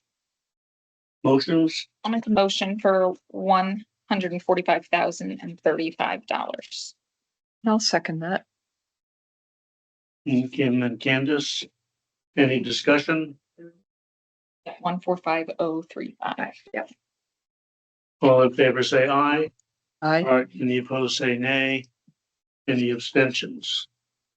Great, Thank you very much. thank you. See you at the Thanks a lot, polls. Thanks. Let us know if you get any federal inspectors coming along. I will. I know you're online, but Melinda has a long drive home, so can we do Melinda first? Of course. Thanks. Assessor.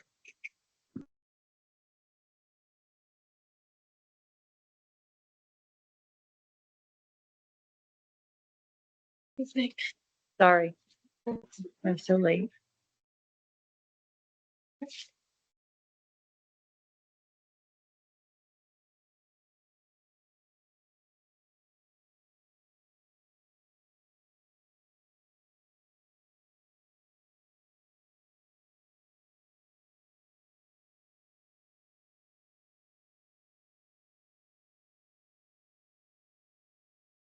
The real increase besides wages is the legal fees. Yeah. That's- Wages, and then we did add a line item to move our Vision Canvas system to cloud. That's really the two items that are not just increases to services.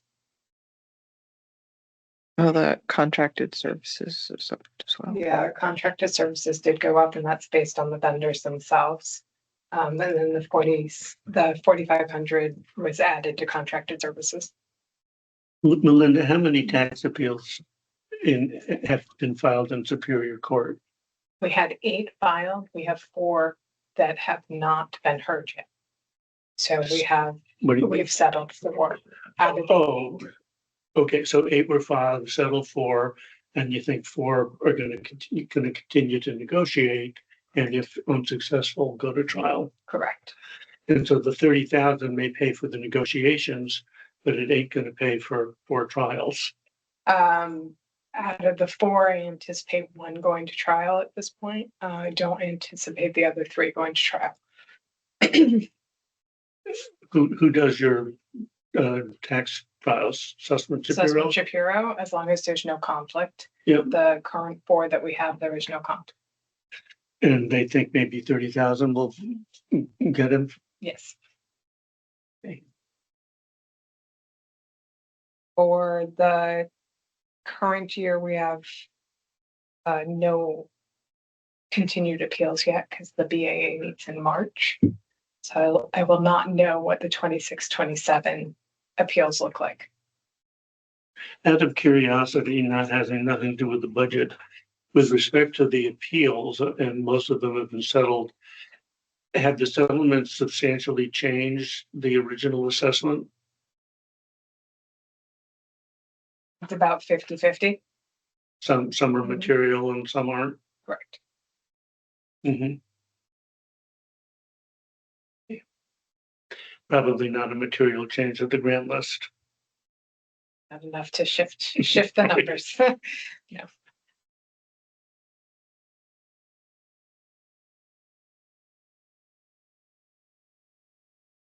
I'll move the 231,108 for the assessors department. I'll second that. Any discussion? All in favor say aye. Aye. Any opposed say nay. Any abstentions? Motion passes. Thank you. Thank you very much. Okay, IT, Tom is online, so he's here for IT questions. Infotech. Good evening. Hi, Tom.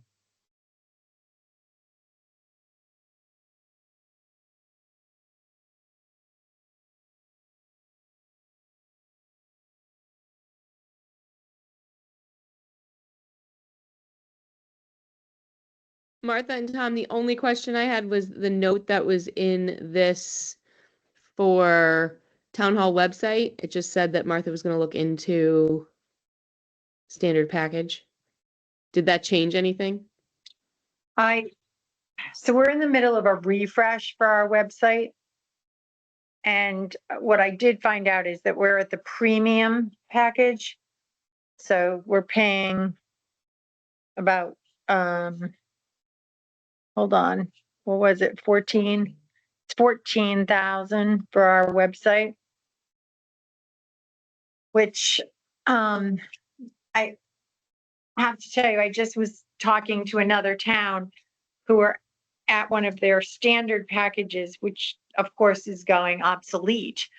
And they're going to get moved up, and for their first year, they don't have to pay. It's free, but they're not going to be at the premium, but they're going to be at the new standard, which is whatever. So, it's very interesting how this vendor builds these things, and periodically I'm called to jump in on a Teams meeting and somebody's trying to sell us another upgraded package or a side thing that'll help us so immensely.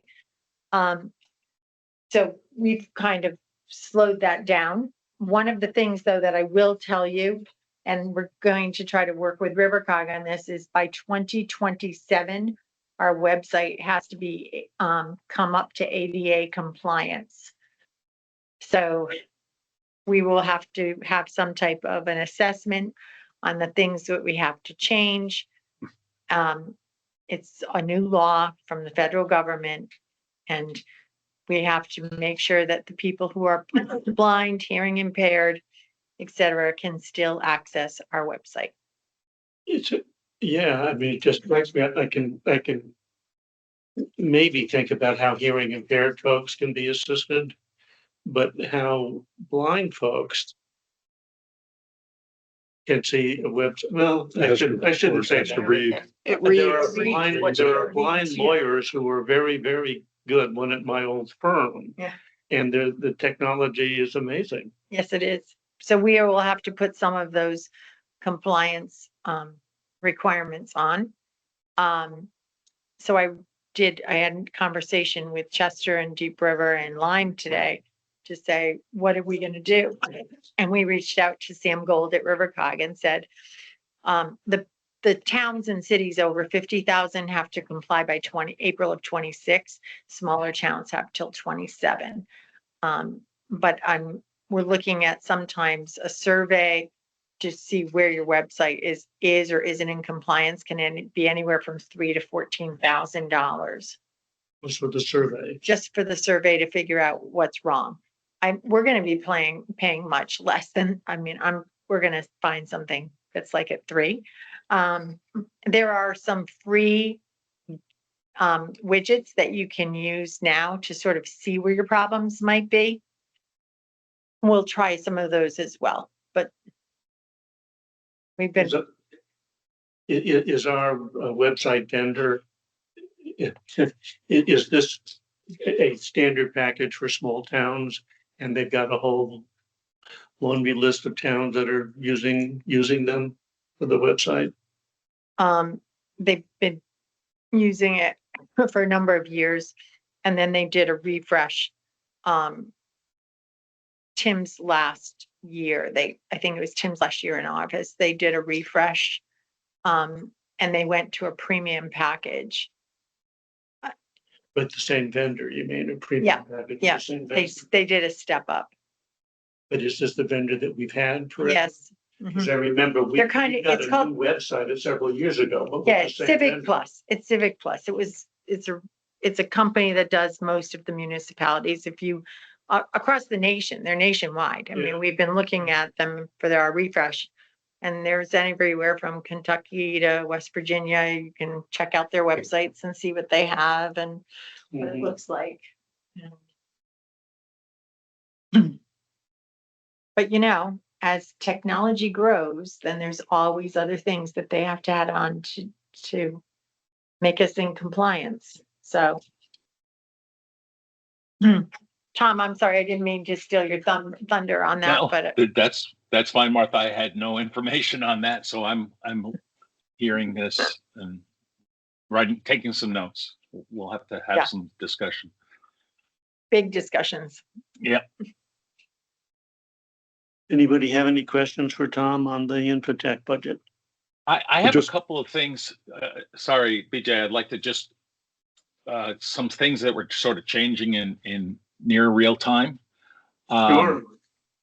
So a couple of things. The budget for the internal stuff is pretty self-explanatory. Obviously, the concern is the Infotech consultant, which at this point is CT Computing. And we talked about needing to go out to bid on those costs to make sure that we're getting, the right value for what we've kicked off that process, although we're not too deeply into it yet. But between we had a meeting with myself, Martha, and a couple of our gentlemen who comprise our IT committee, and with Tom Riggio from CT Comp to get the background, which is important because we can't define or design the RFP without some of that Information. Yes, information. And through the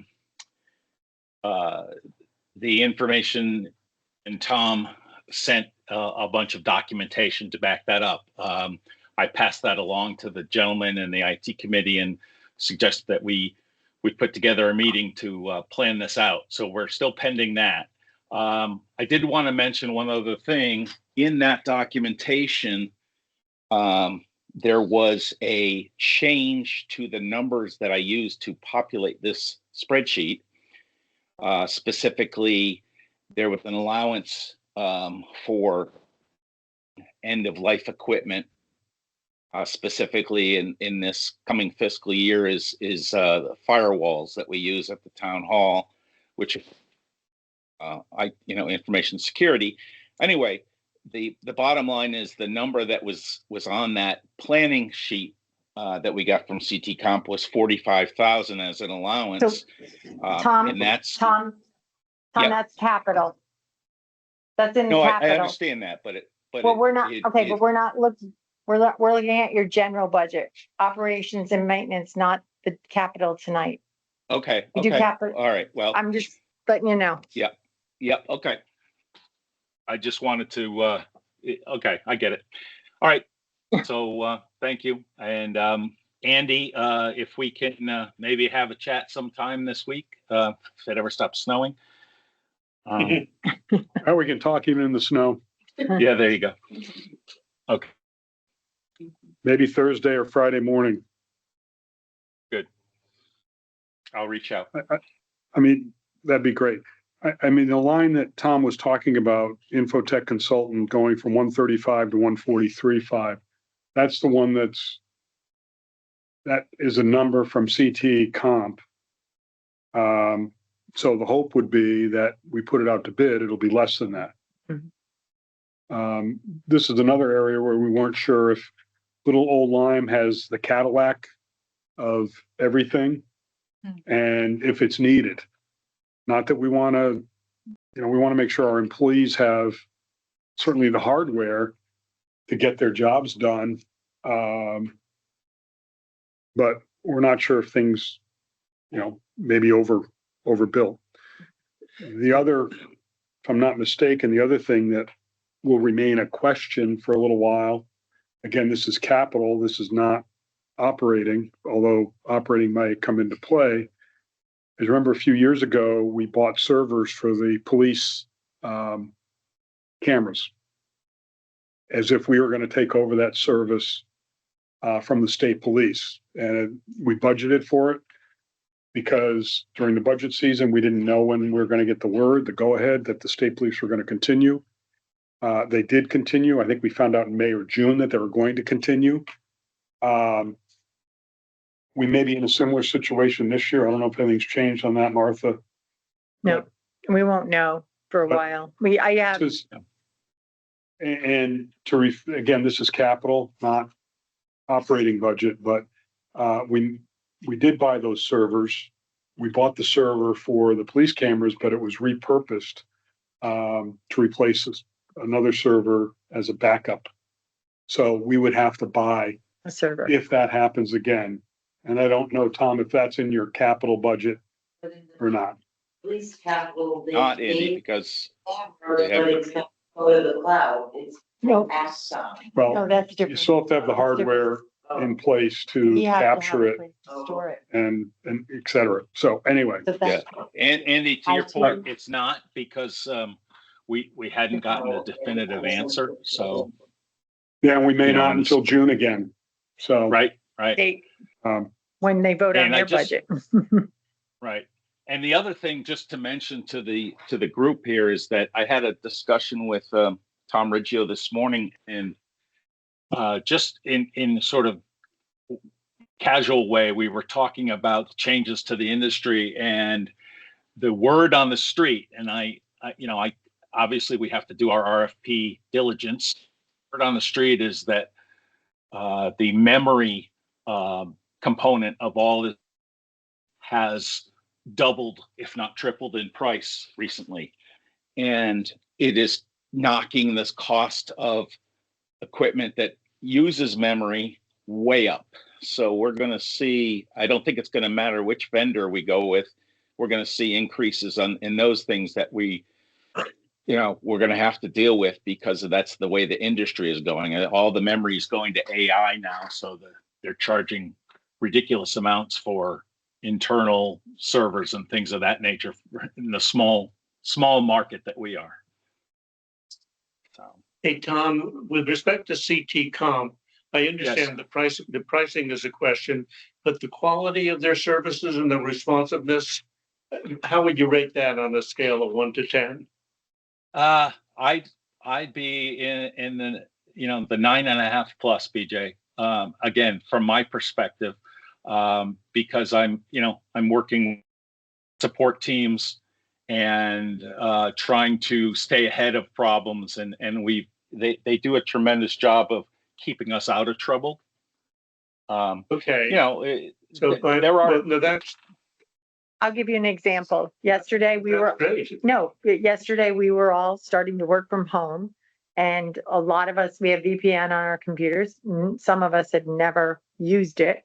And for my instance, mine just needed to be rebooted. So he had to go in and go to the back side and reboot it because it wasn't working properly. But this person named Mike, he was on the phone with me, I think 3 times yesterday, Tom, and remoted into my thing. But then he called me back like an hour later and he goes, I just want to make sure everything's still working. So he didn't have to do that. And he did it. And he was jockeying between me and Suzanne. so. The second question then is, for this work, how much institutional memory is there? In other words, if we leave them and go to a new vendor, what will be sacrificed in terms of the learning they have about our system and our needs? That's my Well, first- biggest fear, BJ. I'm going to be honest with you. I think that's going to be a very challenging thing. And But that would again, be that's part of our from my questioning. perspective. Well, right. Yeah. So that'll be But part I- of the decision making in when you Yeah. interview new vendors. Okay. Yep, that's and you know, I mean, reality being what it is, I think any vendor is going to tell you they can take care of it and no problems, and we'll never see a an issue. But how I don't know. I'm from Missouri. Show me.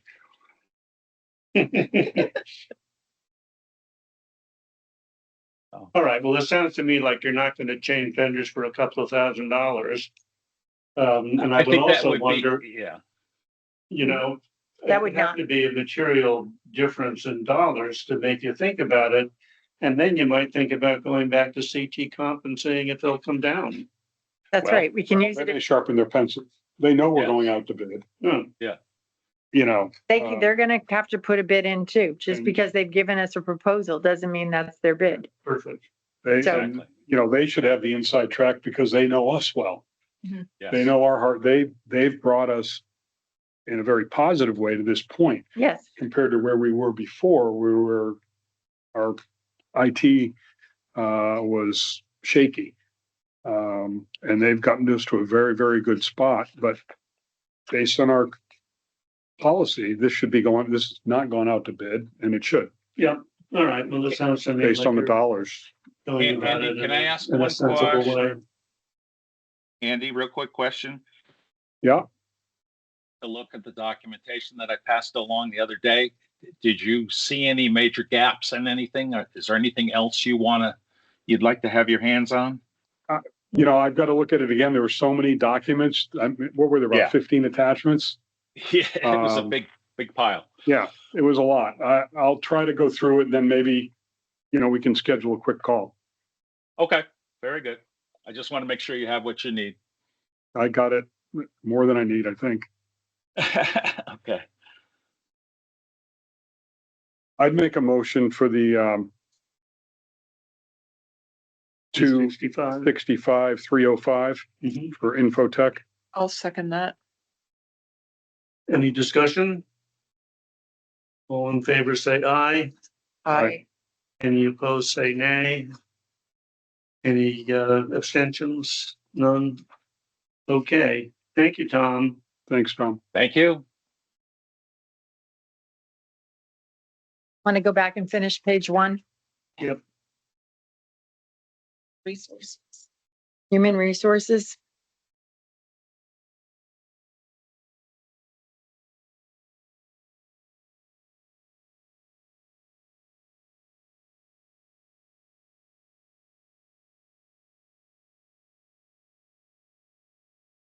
Make a motion for the $51,037. Second. Who seconded? Kim, Kim? Kim? What was in there? 51037. Any discussion? All in favor, say aye. Aye. Any opposed, say nay. Any abstentions? That passes.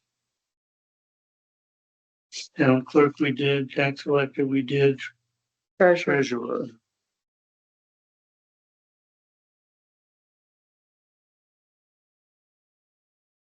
It's all in salaries. I will make a motion for 321,184.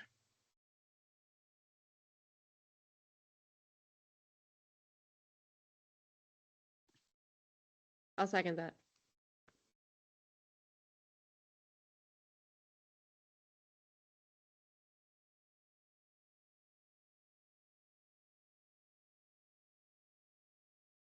Anita, do you know what the dues are on the treasurer line? Which one? Hmm? they're listed. The dues, it's a listed. budget of 2,800 that's not been spent. They're listed Alright, on the the side. 2800, there is a fall conference that GFOA has. And I went to it previous year, last year I did not go. My sister passed away, and so I did not attend. So I was staying here. But the conference is about $500. And then last year was, 2 years ago was in Mystic. Last year was in Vermont, next year's in, Rhode Island. Okay, So it would be an overnight stay there as well. Me and Tracy go to the quarterly meetings for the, government financial officers. it's fine as long as you're spending it, that's fine, Yeah. because it hasn't been spent in the past.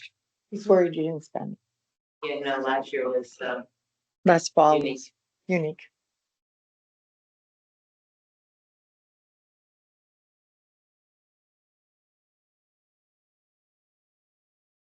Any other questions about the treasurer? Motion? It's Candace and Anna already. Very Oh, good. That's all been made. What a short memory I have. All in favor, say aye. Hi. Any opposed, say nay. Any abstentions? That passes. thank you. That's 184, Michelle.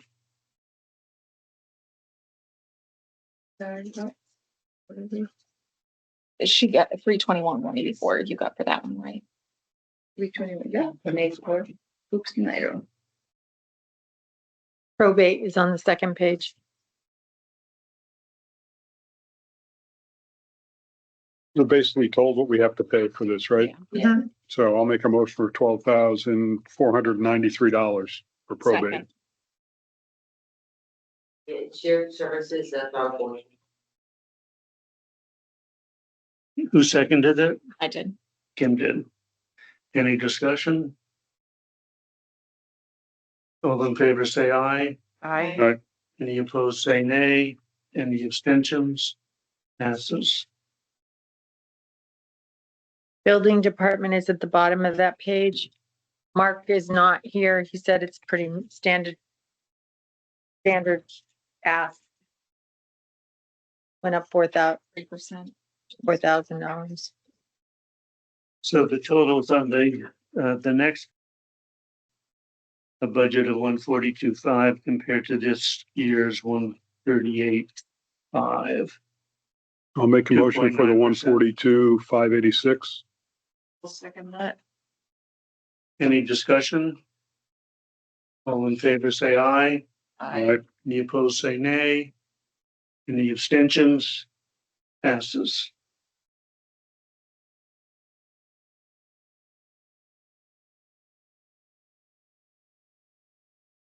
Health Department, I'll make a motion for the 102,190. Second. Kim seconds. Any discussion? All in favor, say aye. Aye. Any opposed, say nay. Any abstentions? That passes. I mean, that's, principally our mosquitoes and lead light, right? Mhm.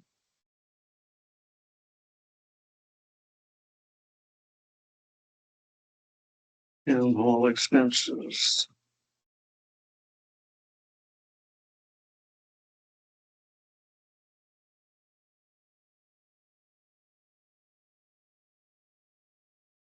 This one there wasn't changed, it got the bill after and.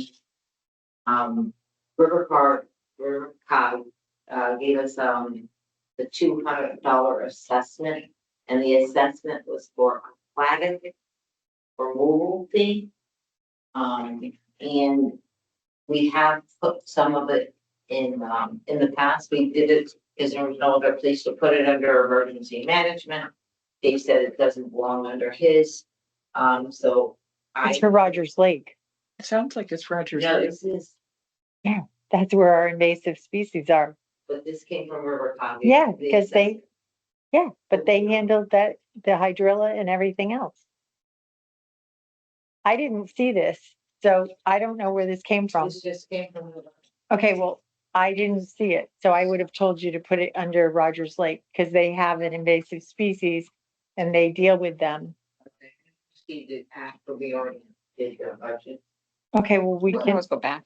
we can go back. Let me read it so I know what I'm doing.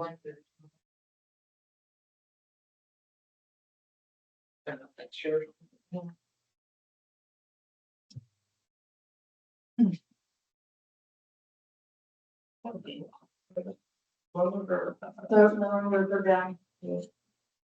Oh, yeah, I'm here. And that was yours. Where's the other one? We'll find it. Yeah. I'll pay it myself for $200. Well, that's why they put it in the miscellaneous one. I just want to know what we're paying them for. That's all. I would think it would be this one, because it just Yeah, came just read February. it. Yeah. I'm not doing, we have not read this fast. This is their dues. And then house our relatives waves. So that was all February 2nd, and then this is from 21 dues increase. This is all dues. I know, I have it in my email. Hold on. Would have probably come from, It came from Robert Douglas saying that one. yeah, but I don't remember Rogers Lake Authority having business with the COG. We worked with Deep a lot, but I don't remember the COG. I know you don't do business with them, but they are doing work that involves all the waterways. So it wouldn't necessarily, I don't know, but I haven't seen the letter, so. Yeah. No, I'm just trying to remember if there's anything like that discussed. I know we work a lot with Yale and She's gonna find it. Yeah. Or I will find it. Look, for $200, can we just get through this budget and then we'll figure out where that goes if we find the Yeah, letter? I mean, I'm sure you'll find It's a place for that. $200, like I said, I'll write you a check. One of the questions I think we talked about at one of the meetings, under town hall is the mileage. Mhm. And the thought of, Oh, that was under building. Because we did talk about Mark Wayland. He did go down. They cleaned up one of the cars. They took it all apart. Mark went down. It is a sedan. It doesn't work for him. He said he's a big guy. He goes, getting in and out of that is not going to be my forte. And it's got 153,000 miles on it. So he said it doesn't work for him. I don't know how much you want me to push to say this is what we're doing. We're talking about $500 a month in mileage. I did have a conversation. In fact, I have another conversation with our labor attorney that we don't have to pay mileage, according to him, for in-town things when they're an employee, especially if they're coming to town hall from somewhere else. So there are some people in town that might they might have to come here to get their mail, but they have an office somewhere else. So for those 2-3 miles, he said you shouldn't have to pay that. They work for town hall. If they choose to get their mail here, you don't have to pay them to come get it. That certainly makes sense to me that you don't pay somebody for coming to his office. Yeah. Only if they have to drive somewhere. in the But course of Mark their and work.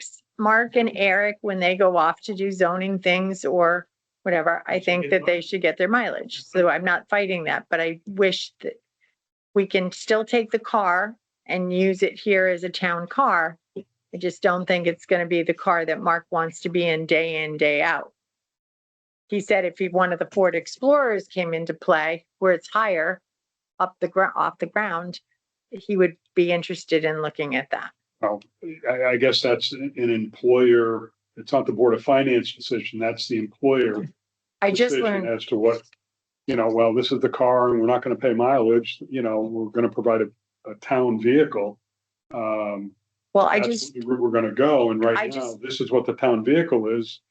And if a all-wheel drive Explorer, when it's time to move out of the queue for the police department / Rangers, then that'll be what it is.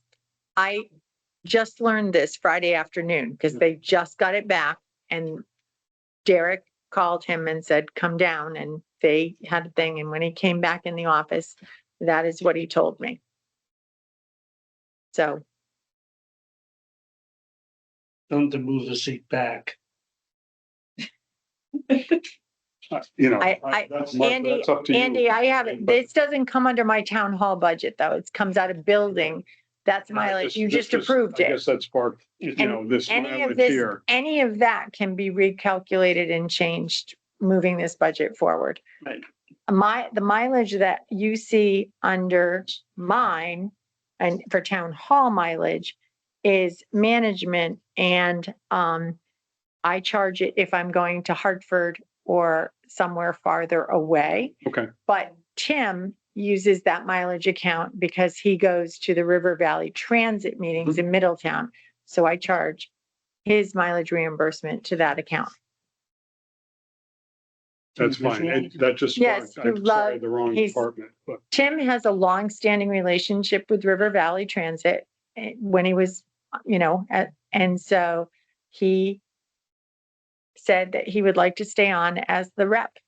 And one less meeting for me to go to, and it's a minor thing, and he keeps me up to date on what's happening. And sometimes they have virtual meetings, sometimes they go up, but he's got his buddies that he knows. And we're going to be getting some new signage in town because there's changing. Oh, thanks. Here we go. It's very. Okay, so this is the aquatic invasive removal fee. And they basically worked it out with each town. Ours, we have $200. So it's coming under, looks like under household hazardous waste. So it's saying,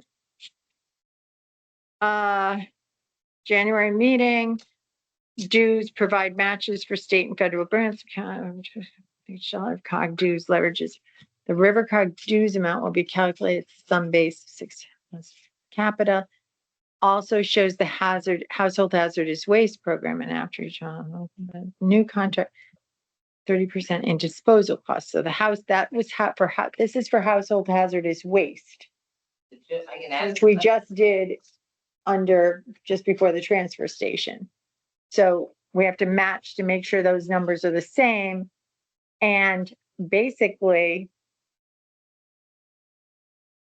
he's got every town punching in $200, but he doesn't explain this. He does not explain the aquatic invasive removal fee in this letter. I'm figuring out it's $200. No, it's in, let me just, had to do with Rogers Lake, but. I'm just gonna go back to Ed's line just to make sure, Anita, that this is correctly. There's no. Hold on. All right. We just. I'll make a motion for the 213,259. And I'll Thank you. second that. Thanks. And Candace, any discussion? Could you read that number again? 213,259. Thank you. All in favor, say aye. Right. Any opposed, say nay. Any abstentions? That's approved. Yeah, we're not gonna worry about this. Let's not worry about it. Or if we bring aquatic invasive species over to them, they'll charge us. I mean, it's insurance. Put 200 over on that line. We'll be All fine. right, insurance, we have to pay for insurance. Okay, Estimating a 10%. and the rate is approximately 14. It hasn't been finalized. You're talking about health insurance? The health insurance, the increase. What I did is in the calculation. Currently, we have 5 people that are taking the buyout. We have 4 positions. We have 3 new full-time. And then we have the one that's the officer, retired. So basically, the reason why the number didn't go up as large is I basically kept the 5 people that were getting the buyout as the buyout and calculated 4 positions with a 2 person. So because maybe someone might be single, someone Mhm. might be a family. And, I did not fund the whole 9 positions in that. Okay, And this is something, when do we get like a final? They said the end of this month. And, they haven't set a date. But it's gonna range. The lowest it might go is 13, and it's all because they're DLPs. Is the raise for the whole cost. The big spike in the insurance costs. So the lowest we'll go is 13. But they said right now we're about 14, but we'll go to 13. but what's approximately how much is our cost per employee and what's the employee's share? Just curious. The employee share is going up to 19.25 next year. 19.25%. Yes. Where is it now, Anita? 19. Okay. So it's going up a tiny bit. And about how much does health insurance cost for an individual employee? 22. 22,000? 2,200 a month? No, There's a whole spreadsheet. she's got it. I did a spreadsheet out there. When you look at the increases over the years, it's pretty dramatic. Bump to the number of employees. Yeah. Year I over mean, year. that's what's bumping this Yeah. partially. 22,000. I mean, insurance is also just. Here, I can give you one for this side too, if you guys can share. I can go make more copies too. Maybe if anybody wants one. So your annual cost is 19,000 for a single person. That's the town cost or their cost? I'm assuming the town cost. Are we saying which? Okay. Here, so like here, you have a single person. What, 1,000, That's per month, that's per month, okay, per month and there. that's our cost per. the town Right, but cost. then Okay. I take away later on, I take away the co-share right over here. Oh, okay, got it, got it. That down below. So This is, really, it's this less 19.25. Okay, got it. That sounds. But you're saying But it's that- about $1,500 a month? Yes, and then the So the that's co-premium is 18,000. yeah. No, is no, the no, but 19. I'm just trying to get my head around $18,000 for an individual. A lot of money. Of course, yeah, that one, Single yeah, individual. that's single, yeah, Yeah. 2, and then, yeah. What's, And that's through the Connecticut Partnership Plan. So we're getting actually a state rate, so we're getting a lower So one or rate two than if we people were to would buy in the work as much. marketplace. oh, because you have to factor in. Okay, so. Excuse me, 2 people Yeah. is, So, 3,151 per So month. that- It's the dental. that percentage, so that 19.25, is that for, like, what are we doing for married couples? What are we doing for families? Like, okay, across the board. Is this Okay, monthly so and we yearly? absorb it. So if it's a husband and wife, Is this, we're really taking on the entire cost of the second person, the spouse. this should. Or Or if it's a family. Minus paying 19%. 19.25% of whatever policy Whatever they're on. their policy is. If they're on a family, they're paying 19.25. If they're single, they're paying 19.25. Which Until there's On- rates. On this page, you have the word single, 2-person and married. Does married mean a family? Yes, So it includes their dependents. Yeah. right. So we're So it's a paying bargain if they have significant. 5 kids. Yeah, Of course, it always is. yes. I mean, until they go to college. Until they go to college, right? No, until It would say family, I put married on it. Yeah, it should say family. or- It depends on what And I then type do you here. have a broker that's helping you run those But numbers? why does this number look Only out of in my line? experience, 14%, even if the worm is. Because this, municipality, be- when it, low. this goes to yearly, it should be, It's by number of people. What they. oh, we only have 6 people there. I see, Every yeah. rate we So got. that's what it is per month. nearly double for the I six- see, yeah. For the 6 We're 2-person. getting from Yeah. the state. And then did you? And then they were That's charging us an in the additional end. $50 a month 31. just to give us, at the end of the year, one quote. So for And- me, for 550, it wasn't worth And it. this is, I mean, Can that's, I make a Right. motion? and this is, Yes, Yeah. so across the board, they're. $300,921. sure. I'll second that. Perfect. Anna they're wants to paying go to 600 a bed. month. I know. Let me, Then that dental. so Anna moved Yeah, one million, that's hardly three worth hundred even thousand, thinking nine about it. twenty-one. Or a Yep. second? Oh, Kim Yeah, I seconded. seconded. Kim seconded.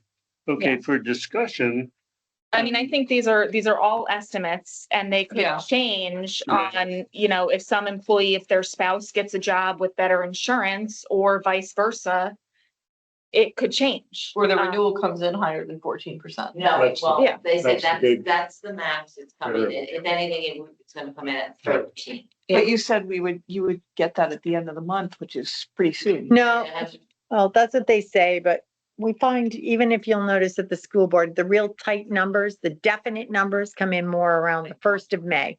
1st of May, everybody's confirmed where they are, but Because they know they got you. no, they don't. Voted for it.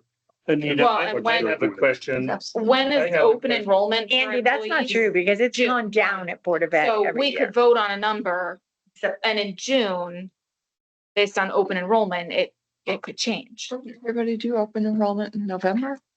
No, could do it. Well, obviously the numbers can float around and we'll adjust them if the Yeah, but I changes in think we've material. had good estimates in the past, Yeah. so I'm Anita, comfortable with take a this. look at the bonds for officials number. You have $1,000. And then you say estimate 10% placeholder, and 1,000 is less than it's been in the past. Oh, no, that was, that one I didn't change it. Okay. No, this one, actually, it came in lower this year. So you think $1,000 is the right number? Yes, Mhm. yes. Hmm. Yay. So nobody's been stealing anything apparently. Okay. You could put the $200 in that line item. Some years it was a little higher because Suzanne was, so one year we paid for, No, but every year going back to 21, it's been at least $1,400. So I'm not gonna quarrel with a good, a good number. So 1,300,921 has been made and seconded. Any discussion? All in favor, say aye. Aye. Any opposed, say nay. Any abstentions? That passes. Dave, we voted for you. Muted. Yeah, voted. Anyway. Special deductions. That's the function of everything we've already voted on. or Right. For the most part. This is the numbers based on the payroll. Yep. Well, these numbers are there. Pension is, still lower, the same for the fact is anybody starting, you have that 1 year window though. So they will it will go into effect next year. I'll move the 578, 250. I'll second it. Candace seconds, any discussion? All in favor, say aye. Aye. Any opposed, say nay. Any abstentions? That passes. We're almost done. I think you are done. What? I think you are done. And we have to approve the minutes. Oh, that's what it is. You're not done.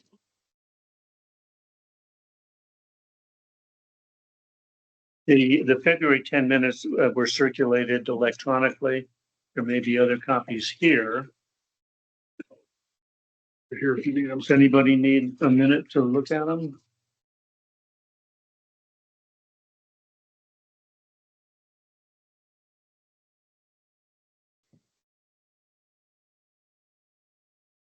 I can make a motion to approve the February 10th meeting minutes. Second. I've reviewed them and have no comments. I'm going to abstain because I wasn't present.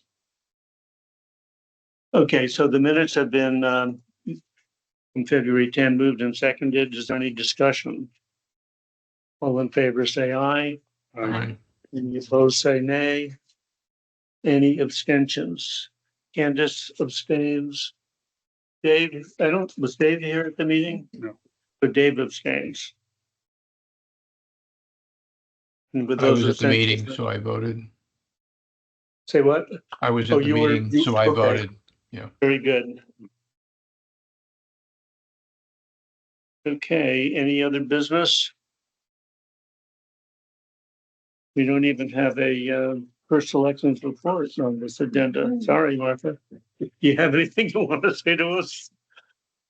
No, I just gotta say that it's, we have an amazing staff. They pulled together amazing over the for this storm, last storm and this storm. They just go like wildfire and put things into place so that we're all clicking away. Do the kids have school tomorrow? I don't even know. As of 6 o'clock, you do. Okay. But Tomorrow morning could be a different story. tomorrow morning could be a different, I know all the other school systems, East Lyme is out, Waterford's out, London's out, Stonington's out, Groton's out. Today or tomorrow? Tomorrow. Tomorrow also? Yeah, there's snow that's supposed to hit at like 7 or 8 in the morning. 4:30 starting. Yeah. Oh, really? So my daughter's at the They haven't magnet made it school clear. in Groton and they called it at 4:30 But and it's, said no. it's, I guess it's gonna start at 4:30. Let's see, I'll tell you what. I might be delayed tomorrow. I wouldn't be surprised You if can take your time. Delay So would we'll be do fine. that thing where we have a delay and then we have a East longer Lyme's delay out. and then. Tuckernuck is your one-stop shop. Yeah. I'm gonna have to, like, 2-week vacation. Oh, yeah, forget it. Like, Lime Old Lyme is still not on the list. Dante and I were making bets that we're gonna have 1.5 days of school this week. so the magnet Let's have an school, like I urgent said, is test on out Friday. Thank you. They haven't today, and I'm sorry, tomorrow. Okay, we were Yeah, like, and maybe so they'll do a. It's before vacation. A full week. Maybe they'll do with a all the snow reverse days. half day Daughter's having a heart attack. and do a But I'm like, 3-hour it is what delay it is. on Friday morning. You know, so she won't graduate There's gonna, till it's gonna June snow Thursday 22nd night now. too. Well, they were saying that there's a lot of Then school there's a systems that foot are of ice thinking on the about lake. taking days away from the April break. So what Yeah, do you- that's a great idea, maybe. done So who's worried? They've We've got done that. novices When I was a racing on teacher, April we 8th. Am I went from a worried? 5-day. They're never gonna get And that if you word. had You're gonna have they snow till gave Memorial you- Day. permission to take your vacation if you had your plane tickets and reservations in hand, Yep. Oh, motion. couldn't go make a reservation. I'll second Yeah, it. yeah, If you have your reservations, we're not gonna Yeah. Now we Not gonna dock you, but dock you, but Discussion at the Talking session for 2 minutes. that many people that Candace had it, seconded but I know you want to stay here longer. Thank you. Thanks, Anita. I'm good.